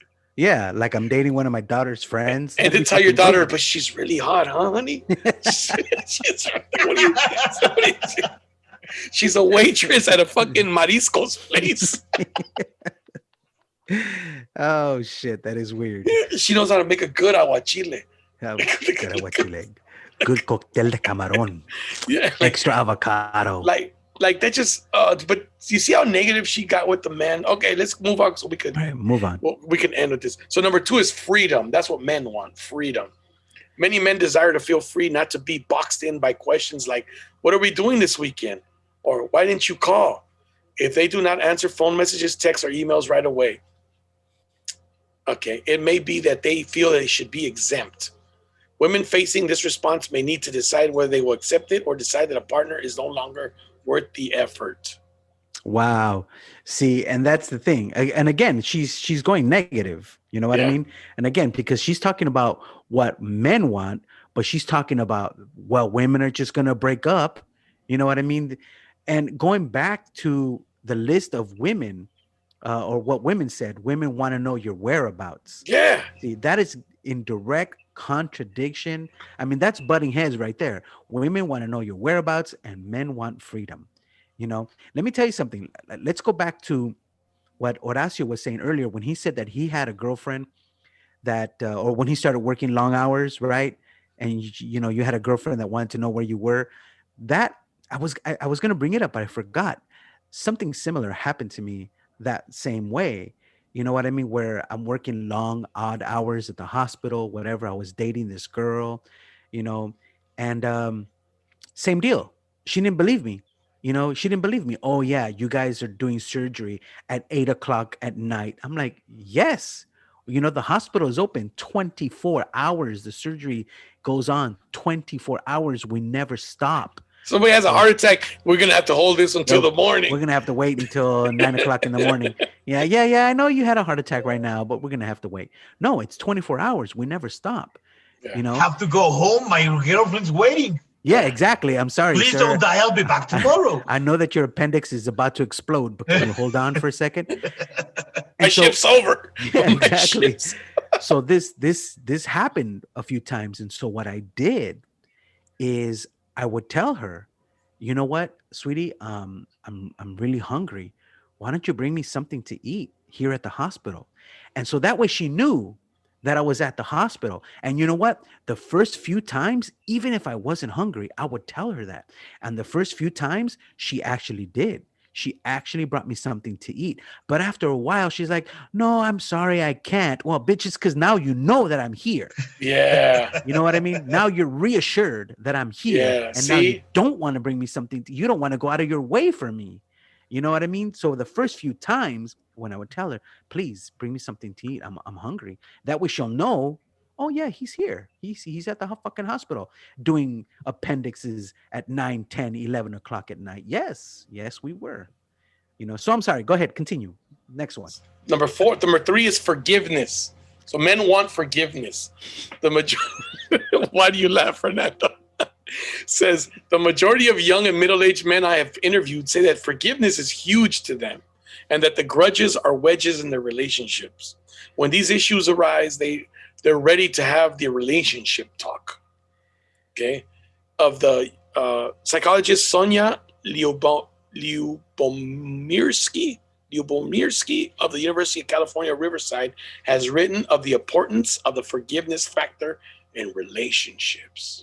The importance of the forgiveness factor in relationships. So is that what we want in a relationship? We want forgiveness. So before we went started, so this is one thing you gotta have, like you go out with a chick for the first time, you get to know each other, and your question is, so how forgiving are you? Exactly. Right. Exactly. I don't think that nobody has ever thought of that when they're starting to date someone, right? Yeah. No. She gonna forgive me when I fuck up? Yeah. Will Like, you forgive me? Yeah. Will you forgive me when I fuck it up? Will you? Because I'm gonna fuck it up. But it says that the majority are all pieces of shit, right? So how forgiving are you? I don't think we care at the beginning. I'll be honest. No. Are you forgiving or not? I haven't put much into. I think maybe once you've been in a relationship 6 months and you think, okay, there's possibility of this being long term, then you think like, yeah, you need to be more forgiving. Like, I'm gonna fuck up, man. You know, but before that, you're like, fuck. You don't think of that until you fuck up. That's true. You don't think of forgiveness until you need to be forgiven. But it's and depend on who you're with. Maybe you're already thinking of leaving her. Maybe you're already thinking of breaking up. What the fuck? I don't need your forgiveness. I want you to fucking hate me. I want this shit to be over. Right. It's easier to leave if you hate me. Yeah. Well, you know, which is, you know, and I think we had this conversation one time. That is a very popular way to break up with a girl, is to have her break up with you, so you don't come across as the dick. Like you. It's a super dick move, but it's it's a super dick move. Dickness. Right, exactly.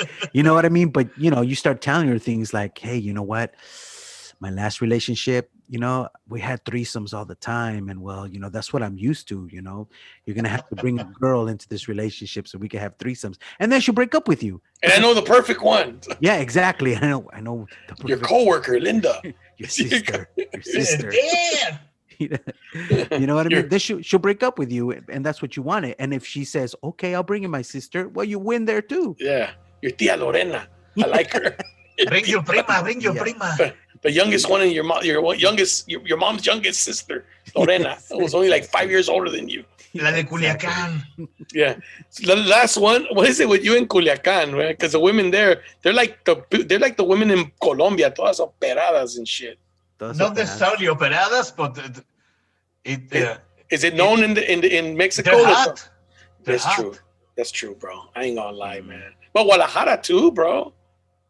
Guadalajara, it's weird because you see a bunch of regular people, like incredibly gray area, and suddenly Sofia Vergara looking girl appears just in the middle of the nothingness. Boom. And she floats. You'll see lots of those in Guadalajara, but like that, in the middle of... And in Culiacán, you see them everywhere, huh? Kind of. Yeah, but you don't want to... That's not marriage material, bro. You're going to fucking have problems. It depends. You're going to have problems. So number 4 is appreciation. That's what men want. We want to be appreciated. Men really do want to be respected and appreciated.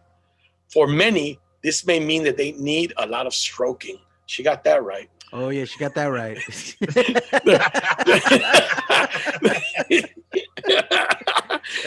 Their partners should be aware that praise and gratitude work wonders emotionally and physically as long as it's truthful. And along with the truth, men want partners to tell them what they want, as a perception of nagging makes them feel unappreciated. Oh yeah, that's kind of true too.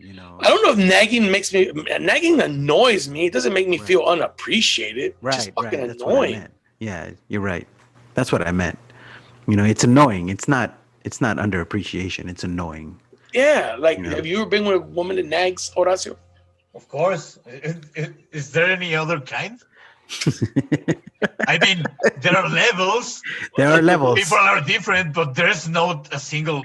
I would say person, but it's more common in women. You know what? Let me tell you something, bro. So when I was in college, I think I mentioned this. When I was, I went to Cal State Long Beach. While in college, from Cerritos because I went to Cerritos Junior College. I played football at Cerritos. And then, I was off and on in school. A 2-year college took me like forever to get out of there because I would stop going to school. Then I would go back. Then I went back because I wanted to play football. So I played football. Then football was over. So I said, fuck school. Then I said, nah, you know what? I started doing construction. And I was like, yeah, I don't want to do construction the rest of my life. Fuck this job. The labor is hard, bro. It's like fucking really hard. And my respect for construction workers, total respect. But I was like, and they made good money. In the United States, you make a lot of money in construction, bro. You can make anywhere from $60,000 to $80,000 a year as a construction worker. I don't know. In Mexico, un albañil doesn't make that much. Not even close. 200-300 pesos a day or some shit. 400 pesos a day, right? I wouldn't know. But they don't make shit. Yeah. They don't make $80,000 a year. That's not even half of that. Like 8 millones de pesos. Like fuck. No. Everybody would work in construction. Like fuck that shit. But 80,000 is not 8 millones. No? 80,000 is por 22. How much is that? 80,000. ¿Sí? $80,000. Por 21. Damn, that's $1.5 million. Okay, so if construction workers made $1,600,000, how many constructions were there be in Mexico? You'd be like, "Fuck la universidad! I'm gonna be a construction worker. They make $1 million." But they're usually poor. So here, it's a good job, dude. Here, motherfuckers make money. They make a lot of money, and you move up, you make more money. You become a foreman. It's a lot of money in construction. But so I went back to school and I fucking and then I transferred. But the whole thing, what I'm trying to get at is the whole time I was in college, from Cerritos to Cal State Long Beach, I had 3 girlfriends, and the 3 of them finished school and got their fucking degrees, and I didn't. You know what I'm saying? So this appreciation shit, you know what I'm saying? I don't feel like I was appreciated because I had one girlfriend who used to go to school during the morning when I had to work because her dad had money. Era de Sinaloa. And fucking her dad had money. Los Mochis, Sinaloa. And fucking so her daddy had money. And so he would pay for everything. I had to work. I didn't have fucking that luxury. You know what I'm saying? I had to fucking have a full-time job. So my school was in the afternoon after I got to work. Well, she'd be like, oh, don't go to work today, or don't go to school today, so we can hang out. So yeah, she finished school. There was no fucking appreciation for that shit. I sacrificed my future. To spend time with you. And what did I get out of it? We didn't get shit. Like fucking broke up and all that shit. Right. So, you know what I mean? Yes, exactly. You should maybe sue her for half of your shit. No, but it wasn't just her. There's 2 other ones. So, I'm the dumbass. You know what I mean? Like I would fucking put, but I was making good money at the time, Horacio. Like my job in the day, I made good money, bro. I was making between 55 and 70,000 a year, dude, as a young man in college. You know what I mean? Like, so think about that. If you were making between $55,000 and $70,000 a year, and you're in college, you're like, fuck, I ain't gonna go to class. And what I was studying was what I was doing. You know, like that's when I was working in computer and network specialist. You know, so you know when that's what I was studying. Well, actually, I was studying geographical information systems. That's what I was studying, and fucking. So I was just like, I'm already doing it. I'm already making money. Fuck that. I can miss class today, but I fucked myself. I think I've never heard a comedian said something like that ever. What? I was studying geographical systems. What? Geographical information systems. Yeah, that's what I was studying. No, that's what I was studying. But I think I've heard a comedian say, I went to college for this, for that, but never something as remotely close to that. A specific? Yeah. Well, it was, at that university, it wasn't an actual degree program. It was called, goddamn, it was a special degree at Cal State Long Beach where you could combine two degrees and make one. And I forgot what it was called. I forgot what the name of the program. So I took geography because I love geography and information systems.